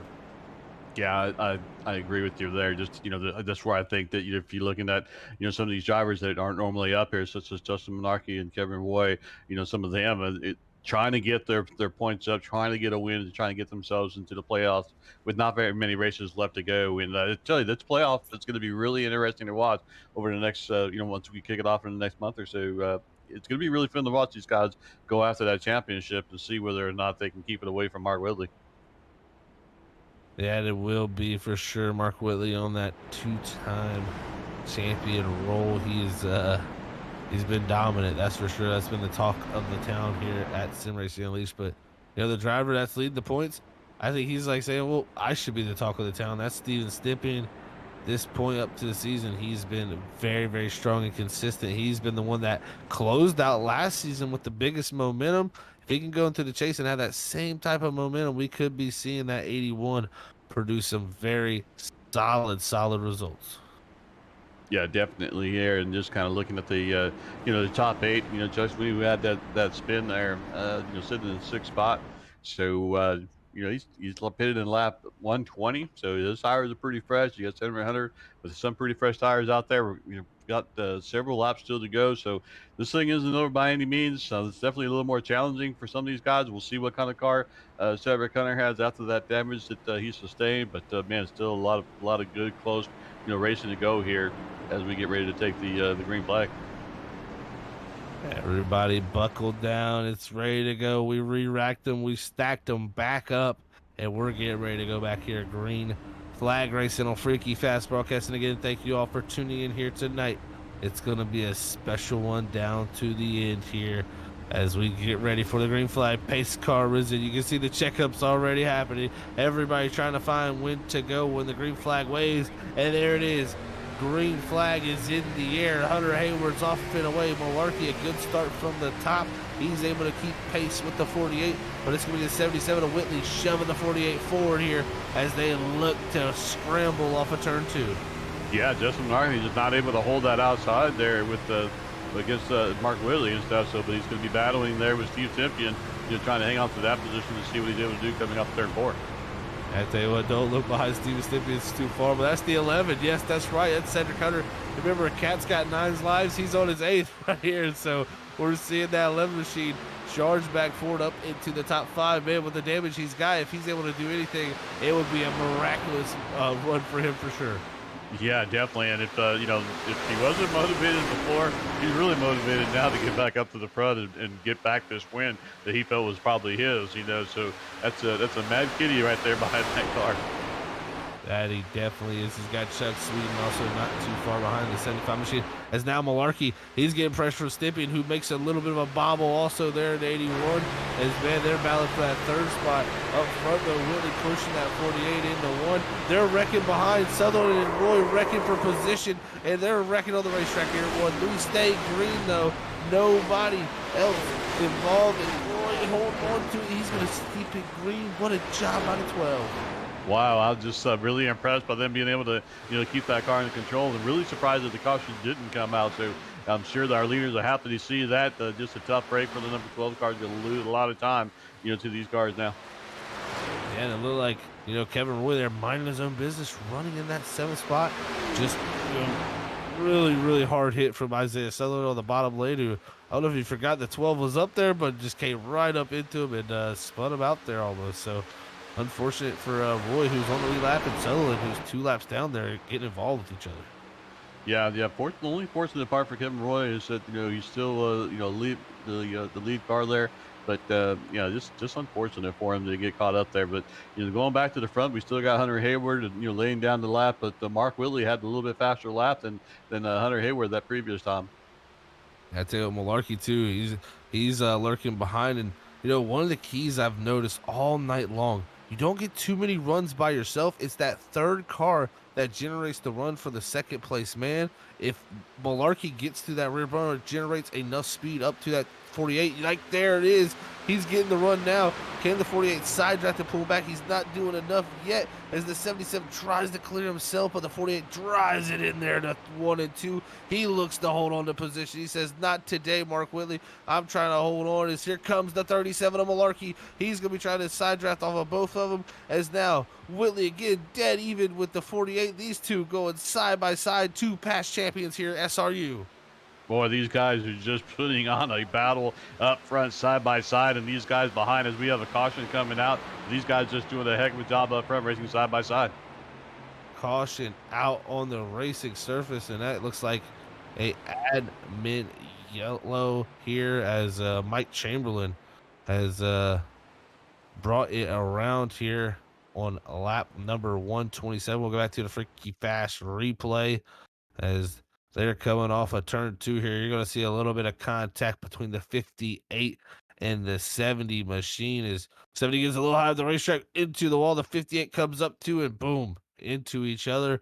And right there, going to take a heavy lick down into the inside wall for both of those cars as the caution will fly again here on the racing surface.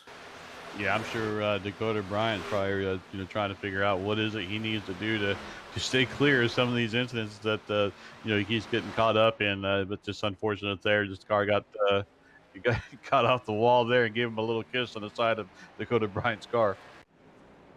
Definitely, he's asking for hugs. Maybe the kisses are too much. So we'll have to ask him about that one. But it looks like Chuck Swing going to stay out here as the rest of the field comes down. Whitley was able to jump ahead of the 48 of Hayward there with that caution coming out. The great timing there, and You know, I'm going to play it simple. I think Mark Whitley is the favorite for this. He's just got incredible short run speed. Yeah, yeah, I think you're right there. I think he does show incredible amount of short run speed, and it could be right into his lap.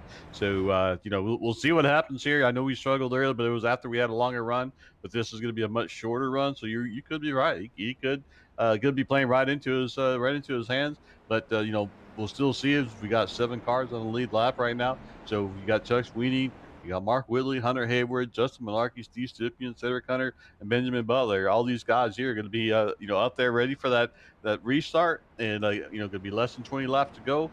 Boy, I tell you, this is going to get really exciting. Intensity level. There is going to be no more lifting and giving. Everyone's going to be taking, taking, taking. That's for sure. This is the season of giving, David. But I think tonight's race is going to be the race of taking here down to the end. So you definitely are not going to be able to give too much to your competition if you think you're going to be able to get something done. Oh man, Chuck Sweeney, he's coming down this time. He's got major front damage. Where did that come from? I guess that actually that makes sense. It probably came from when he spun out on exit of pit road. Yeah, just interesting. He's deciding to pit now, though. That's the interesting part. Why would he have pitted with the other group? But nonetheless, he's gonna get his stuff, and get it fixed up, be ready to go. Yeah, I think maybe caught off guard a little bit. Everybody pitting there as Sweeten's going to come down this time and get his set of tires put on. So he's going to go all the way back to 10th. That's going to get the hands of the lead back over to Mark Whitley. And I tell you what, if he can pull off a winner tonight, he's going to go back and watch this one and laugh at me because I said the man was struggling all night long. And right now, he's sitting in the catbird seat up front with 19 to go. Yeah, he's definitely had some breaks come his way, and you were right. I mean, he did struggle, early on. I don't think he'll deny that, but I think if he's able to pull off this win, I think it just goes to show that even if you are struggling with stuff, just keep working on your lane, and trying to find that line that works for you, keep adjusting your driving style, and keep plugging away at it, and some things fall your way, and it could very well be falling Mark Whitley's way here. But Hunter Hayward and Justin Menarche, Steve they're all going to try and say, something different about that and try and get themselves a win themselves. That they are, David. And like they say, you can't give up till the checker flag flies. I mean, if anybody's taking a lesson out there, if you're a driver, you get involved in stuff, you fall back from the lead, you can't keep up for certain points. Just go back and watch this race. Mark Whitley, struggling on the long run. Here now, though, in position to possibly win this race. And man, as long as you're fast at some points during the run, that's all that matters. It could be the perfect timing for you. And I tell you what, he's got the perfect timing, I think, right here with 18 to go. Yeah, exactly. You got to have perfect timing. You got to be there at the end, and these guys are here. As we're getting close to come to the end of the race. So all those ingredients needed to be able to win a race is falling right in the line for these drivers. Now they just got to put this final, set of 18 laps, 17 laps, that we have left together, and to have a little luck on their side too to avoid any cautions, and then get to the front and try to pull off a win. So I'll tell you, these guys they're going to be getting their elbows out and getting up on that wheel and get ready to go. Everybody's ready to go here. 18 to go. Going to be 17 when we cross the line. Thank you all again for tuning in here tonight. The Freaky Fast Broadcasting. It's been a pleasure to go all this action here at Sim Racing's Unleashed Cup Series as we get ready to go back green flag racing. Mark Whitley, winner for last week from Bristol, looking for win number 5. You got Hunter Hayward on the outside in the 48. He's looking for win number 3 as he has not had a full season but has had a very good one nonetheless when he showed up. Could he go to victory lane? Also, pace car is in. We're ready for the green flag. Waiting on the flag man now as we head to the restart zone. Mark Whitley going to have the lead in hands. Green flag is out. We're off and away, rolling down the front straightaway. Inside line, able to build up a little more momentum. Energy going there with 3 cars versus 2. Yeah, that inside lane, like you said, 3 cars versus 2. So just a good start as we see Justin Malarkey kind of drift up a little bit into Hunter Hayward and able to save it. But meanwhile, Mark Whitney is just able to go ahead and clear everybody and start to work on setting sail. Yeah, with that contact almost there between the Markey and the 48 of Hayward there, that really helped the 81 of Stippian. Ooh, we got a car going through the grass. Cody Dorsey in 84. He's cutting through the field as he is going to have to get it slowed down. Luckily, going to keep it nice and straight and keep going. He's going to slot back there, but now Mark Whitley under pressure. He's got two teammates behind him, too. That's going to be the big thing. 16 to go. The two smoking teammates close it into the back bumper. Yeah, here we go. The teammates, but they, at a certain point, you kind of put that whole teammate thing aside and try to go for the win. So these guys are still battling out, first and second place. Steve Sippian, back there in third spot, just looking for that door of opportunity to open up for him. And then right behind him, Cedric Hunter, the guy who had the issue, right there and waiting to pounce as well. Oh man, look at that. Hunter Hayward was taking a look. Mark Whitley gave nothing less than a lane. He says, you want to go to the inside, I'll give you one lane, nothing more. You're going to have to make it work with me on your door, as they're going to be coming to 14 to go. It could come to contact. It could come down to some broke cars and some bent fillets, man. So I'm interested to see how this plays out right now, though. Hayward trying to set up that 77. Yeah, we see Steve Sippian there get a good run into that corner there. So I don't know if Hunter Hayward just kind of let off, backing up the corner a little bit, but to tell you, these guys are doing a great job. 14 laps left to go, and we've seen these guys racing side by side, and Hunter Hayward able to keep it from drifting up into Mark Whitley. Oh, so close as this race in action. Stippian trying to help his teammate there. As also Chuck Sweeney, he's joined the gang too. He restarted back there. He says, I'm back there, doesn't matter. Gave up the track position. He's right back into the top five. As this has been our top five all night long. These guys have been strong up to this point. 13 to go. Hunter Hayward really putting the pressure on Whitley. It's going to be tough to do on that bottom lane, though. Yeah, it's definitely going to be hard to do on that bottom lane as we see these five guys breaking away.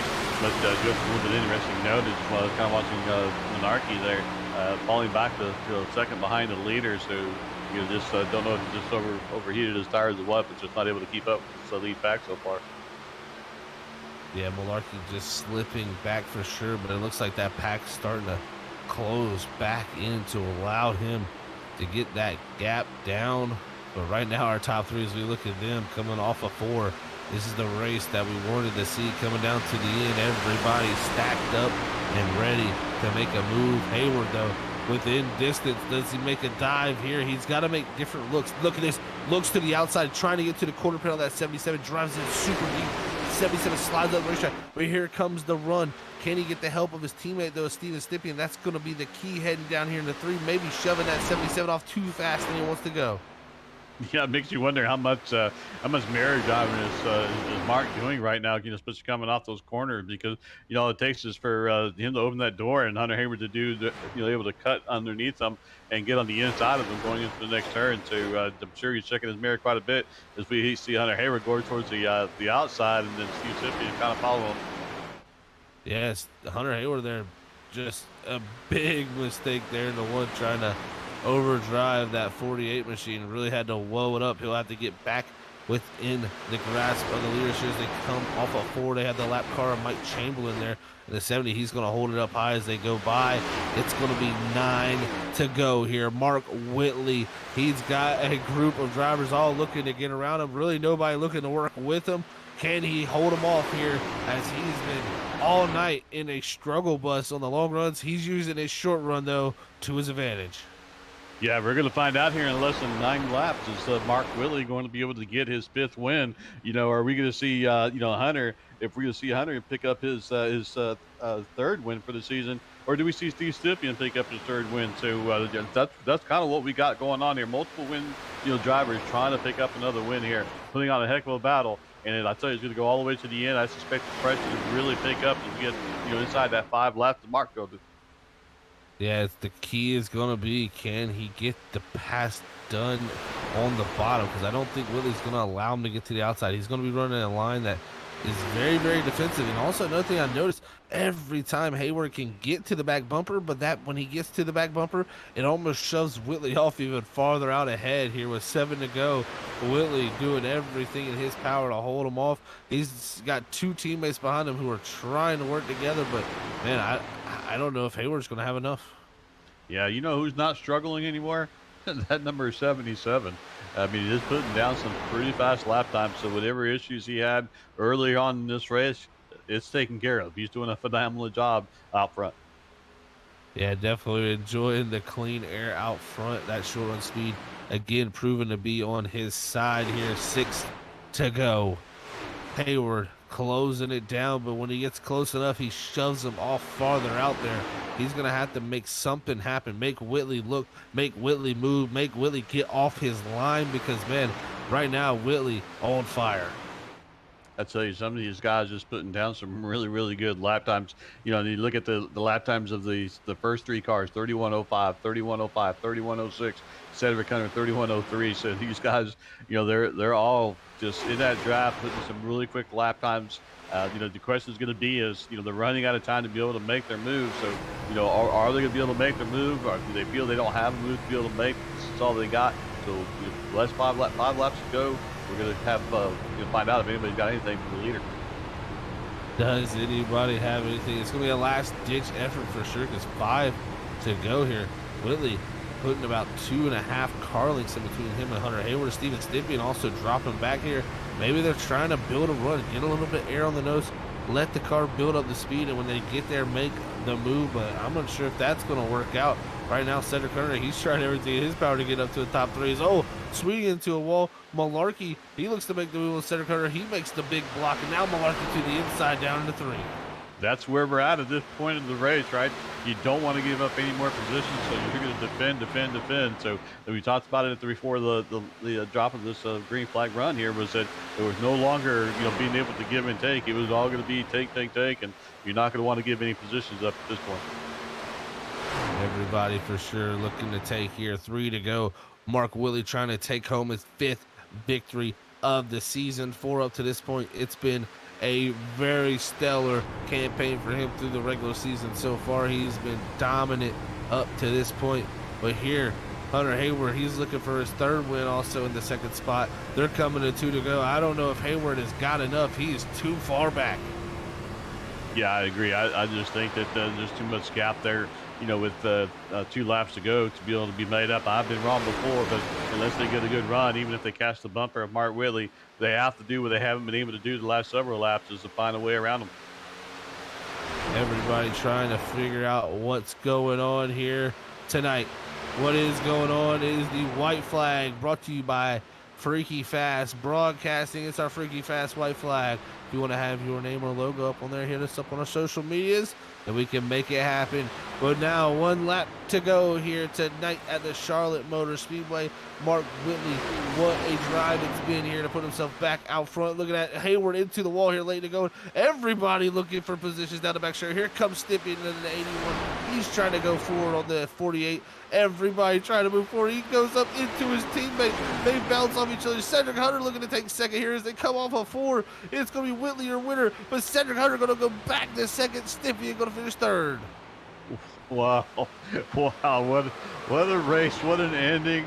And, you know, some topics and some conversations going to be happening, you know, after this race, I'm sure, in Discord about that last lap pass. But, man, what a great finish. And, you know, Mark Whitley, who started on the pole, had some struggles and some battles. It didn't look like he was going to be able to contend for the win, and then comes back and takes the win here. Just a phenomenal job. What a drive for Mark Whitley. Win number 5 here tonight at the Sim Racing Unleashed Cup Series. It's been a heck of a season for him so far in season number 11, coming off back-to-back series champions.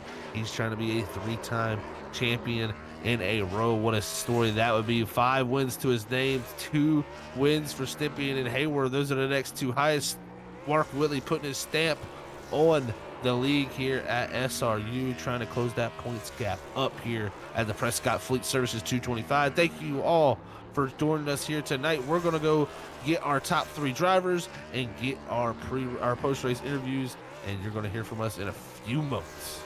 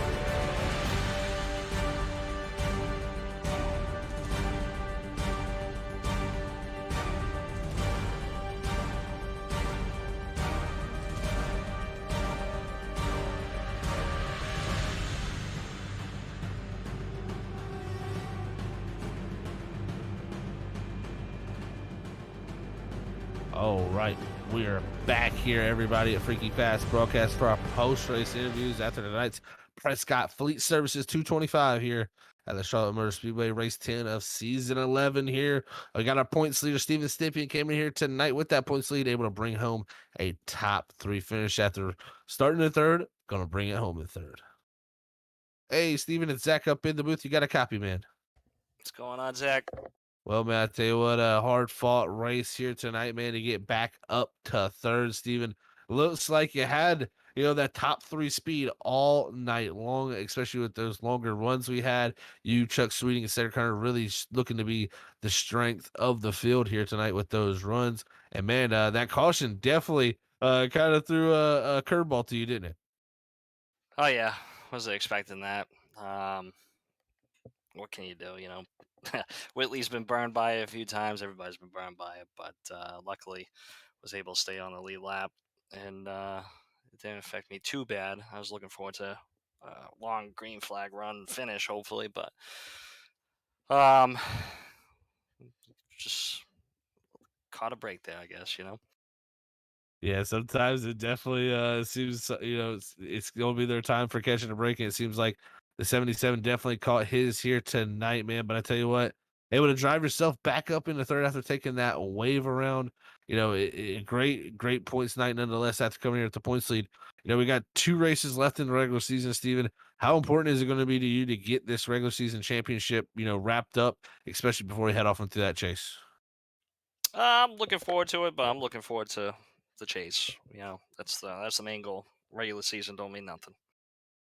Well, man, I tell you what, you've had a great one so far. It's going to be interesting to see what you guys can do heading off into the playoffs. But 2 more before we, head off into this playoffs in a couple weeks in between before those playoffs. It's going to be fun to watch, man. Before we let you get out here, Steven, and go talk to your teammates, buddy. Anybody you want to send a shout out to for this third place finish? Yeah, you guys obviously doing great job week in, week out. Can't wait to watch the broadcast after. Obviously, my teammates. Sorry, Hunter. Getting into Hunter there. That's not my style to get into anybody like that. Just took it in too deep because he got into the wall coming off 2. Just trying to make the pass, but I'm just happy that we got top 3. It didn't feel like I was gonna get anything but a top 5 tonight. I'm not really good at Charlotte. I don't really like Charlotte, to be honest, but I'm happy to be going to Richmond. Thanks, Smoke Inc., Dave, and Hunter, and obviously my family out there, Pops, Kayla, my fiance, and my handsome little boy. I'll see you guys next week at Richmond. Looking forward to it. Last time dominated Richmond, so hopefully keep that up. Well, we'll see how it works out for you, buddy. We'll catch you at Richmond next week. You have a great night. You guys too. All right, that was our third place driver here tonight. The 81 is Steven Stippian, our points leader there. Able to bring home third here tonight at the Charlotte Motor Speedway. But we're going to move on to the driver who you could say dominated the night here in the middle portion of the race. It's the 11 of Cedric Hunter. Somehow, after getting involved in an incident there, trying to come back through the field after getting a lucky dog, he's able to make his way back to second. Let's hear from the 11. Hey, Cedric Hunter, it's Zach Hall up in the booth. You got a copy, man? I do, sir. How are you doing? Hey, man, I'm doing fantastic. I tell you what, Cedric, it's definitely got to be one of those bittersweet races, just so bitter that caution comes out that, just was poorly timed for your sake after dominating the middle portion of here's tonight's race, man, but able to somehow come back here the second place finish with some pretty bent up fenders. Yeah, definitely an up and down kind of race.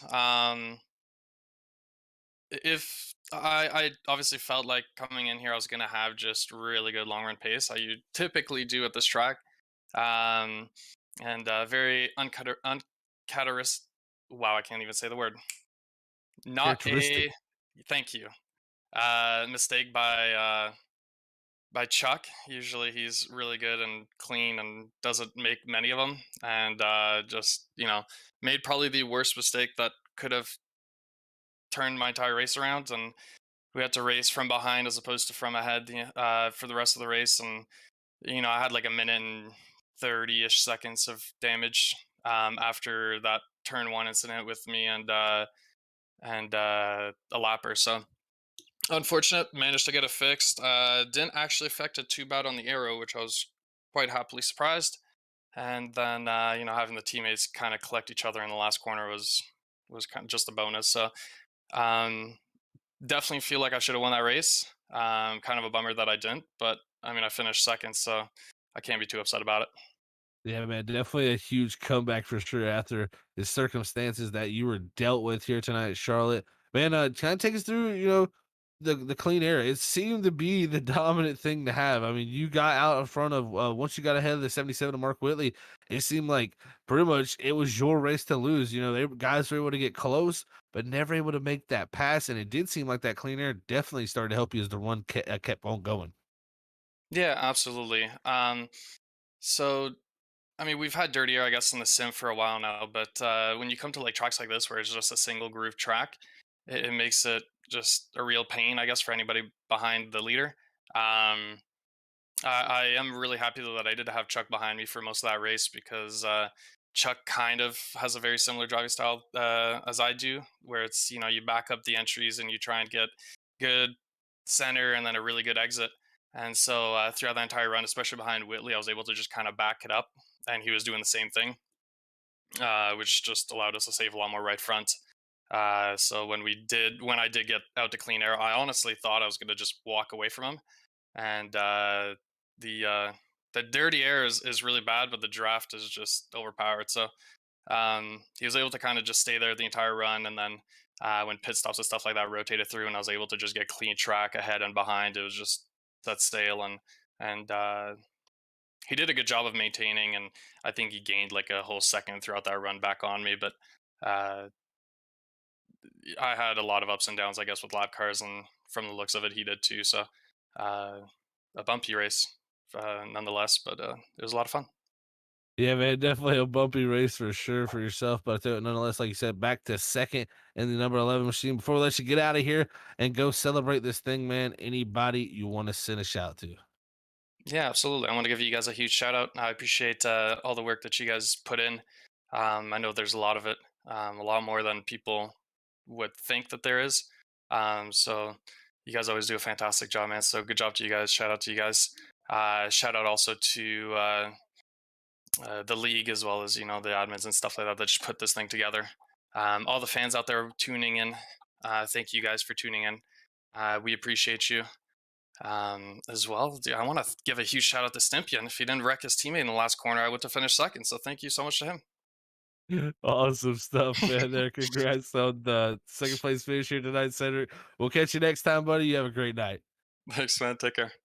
All right, everybody. That was our second place driver there, Cedric Kern, the leader of the most laps here tonight. But we'll move on to our race winner, race win number 5, and back-to-back winner here, Mark Whitley. This guy's on a roll, guys. I mean, nonetheless to say, let's hear from him now as he's able to capture a victory here tonight at Charlotte Motor Speedway.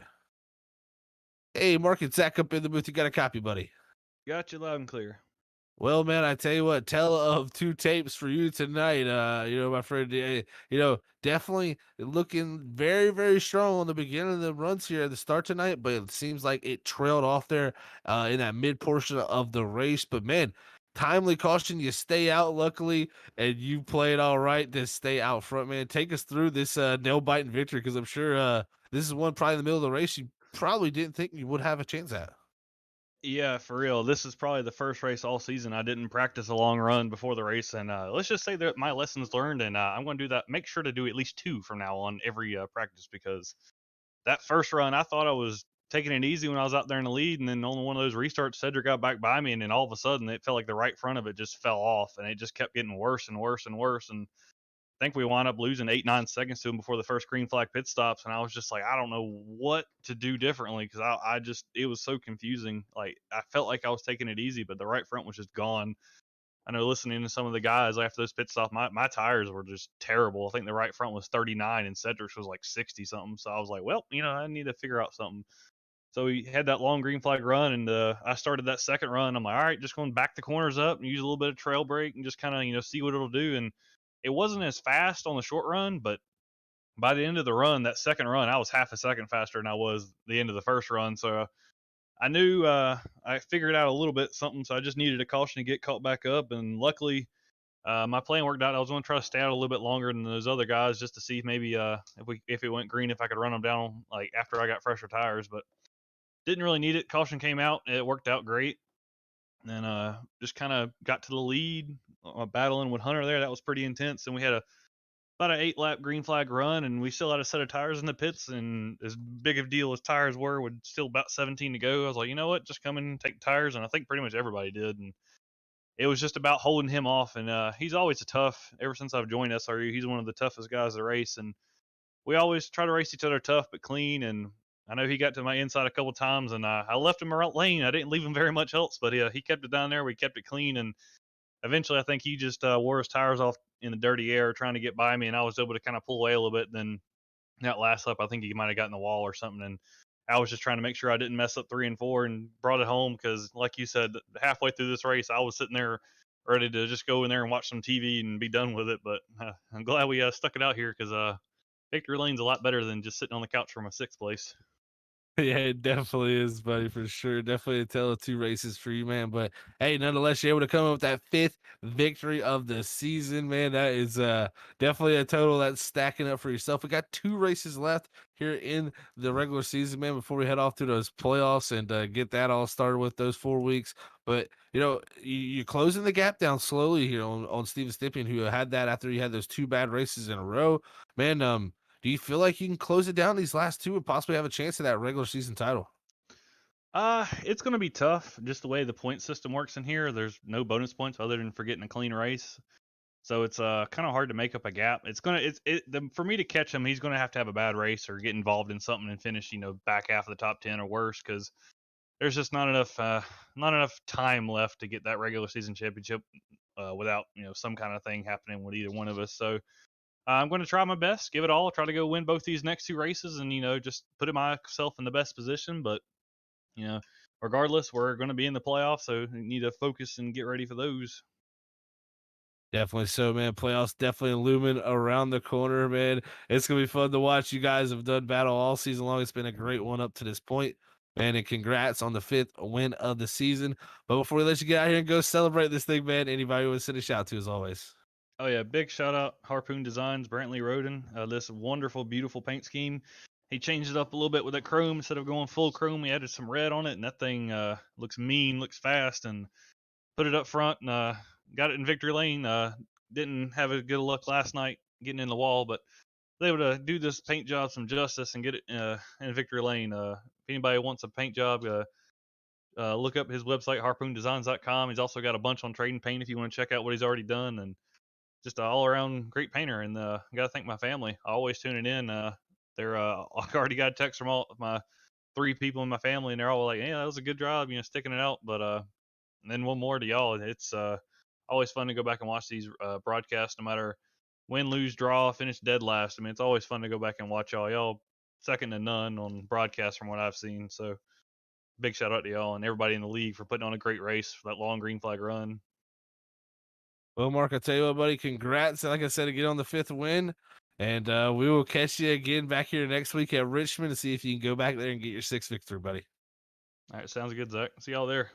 All right, everybody. That was your race winner here tonight of Mark Whitley and the 77 machine here at the Prescott Fleet Services 225 at the Charlotte Motor Speedway. We're going to look to pull up our race results and see where your favorite drivers finished out the night here as the fireworks go off in the background here at the Charlotte Motor Speedway.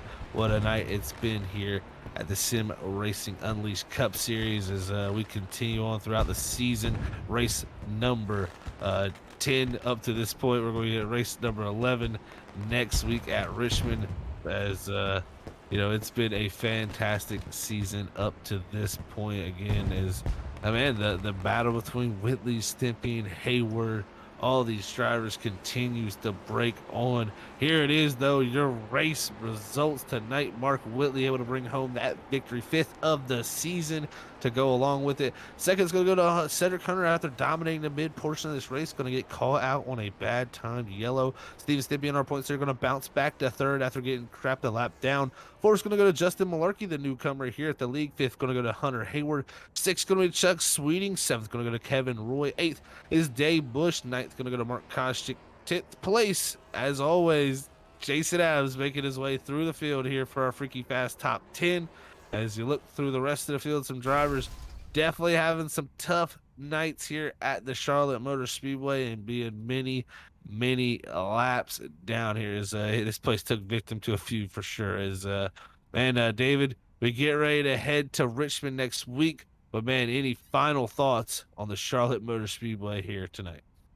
Yeah, I tell you, I mean, this race tonight just goes to show you, it doesn't matter if if you lead 50 laps or if you lead 20 laps, it's going to be where you're at when it comes down to the last lap. We saw Cedric Hunter, the guy who had obviously the fastest car over the long run out of anybody on there, and just wasn't able to get it done due to some circumstances there. So difficult break for him, but he's still able to bring it home in second place. And then Mark Whitley, our pole sitter, started up in the front, struggled in the race, and we talked about it during the broadcast that maybe kind of burnt up his right front tire, and he made the adjustment in the cockpit and had the yellow flags fall his way, and man, he was able to get back to the front and then took off. I mean, nobody was able to pass him, and he was able to bring home his 5th win. So just a phenomenal job.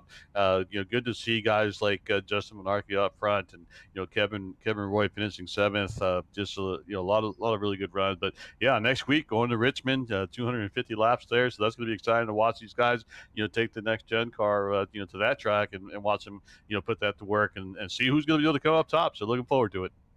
Yeah, definitely looking forward to it. Shout again to Mark Koschik too. He's our biggest mover of the night, 24th to 9th. So congrats to him on being a really big mover tonight. Dave Bush also bouncing back with that damage back up to 8th. So a lot of guys having bounce back nights here at Charlotte as Mark Whitley claims his 5th victory this season. Next week, we're going to head off to the Richmond Raceway back with the Next Gen Cup Series cars, where I would say Mark Whitley's had some type of stranglehold on that. So we'll have to see if he can continue his strengths there in the short tracks at the Next Gen car he's had this season. We'll see if he can get himself another victory to be number 6. And what a job that would be, as he's won half of our races up to this point, 5 wins through 10 races. He's been on fire for sure, just not having that points lead though up to this point. But again, thank you all for tuning in here tonight. It's been a pleasure as always up here in the booth. I'm Zach Hall. Joined alongside me has been David Medina tonight. We had a pleasure calling all this action, but we're going to send it up to our producer, Robert Moyer Jr., to close it all out here tonight at the Charlotte Motor Speedway. All right. Thank you, gentlemen. Thank you, everybody out there, for tuning in tonight here. Hopefully you enjoyed tonight's content here at Charlotte Motor Speedway with Sim Racing Unleashed. Like Zach said, man, it's going to get down to the nitty-gritty here very soon, ladies and gentlemen. We're getting close to the playoffs here, as we got 2 more races to go for that. And we head off to Richmond next week in the next-gen cars. And as you said, Dave Bush runs pretty good there. Mark Whitley really has a stranglehold on that right now. Steven Stempien looks really, really good in them cars. Hunter Hayward, if he does show up, it is short track racing. We do know from the past of watching Hunter Hayward, he is good at Richmond. We've seen it in the Gen 6 cars, and he knows how to run that track, and he's pretty fast at it. Now the question is next gen, is it going to be the same, or is it going to be different? So we won't know until next week, and make sure you tune in next week at 7:50 when we go live here at Freaky Fast Broadcasting and to bring all the action at Richmond Speedway there. It's going to be pretty fun there in Virginia as we head off there, like I said, with these guys. But if you're going back and getting to this point here and you're watching the replay, don't forget to hit that like, and you know what to do. Share this to your favorite social media platforms of your choosing. It doesn't matter. It helps the league out. It helps us out. It helps everybody out in general. All it does is take 2 clicks. You hit the share button, you share it to your favorite, and you put in a little title if you want, and share it to your friends and family, and that's all it takes for them to come watch and see what you do and what your passion is here on iRacing and what you do, week in and week out. But our next televised broadcast will be tomorrow night with the NAISCC Truck Series at Pocono, one of my home tracks, so it's going to be fun. We got videos from Brian to show how to run that track. We got some in-car views and in-car cameras and things like that. We got a lot going on Monday nights that we're working on to give everybody a better quality, better stream, clear stream, and hopefully everything looks good on your end week in and week out. But with that being said, Sunday night's coming to an end, ladies and gentlemen. Hopefully everybody had a great weekend. Hopefully everybody had a great Sunday night. Don't work too hard on Monday. We'll catch you Monday night at 8:50 when we go live here at Freaky Fast Broadcasting, when we'll have Zach Hall, Sam Dyer in the booth with Brian Johnson running the pit reporting show for us tomorrow night at 8:50. But with that being said, here at Freaky Fast Broadcasting, we always like to tell everybody out there, God bless everybody. We love yous all. Peace out.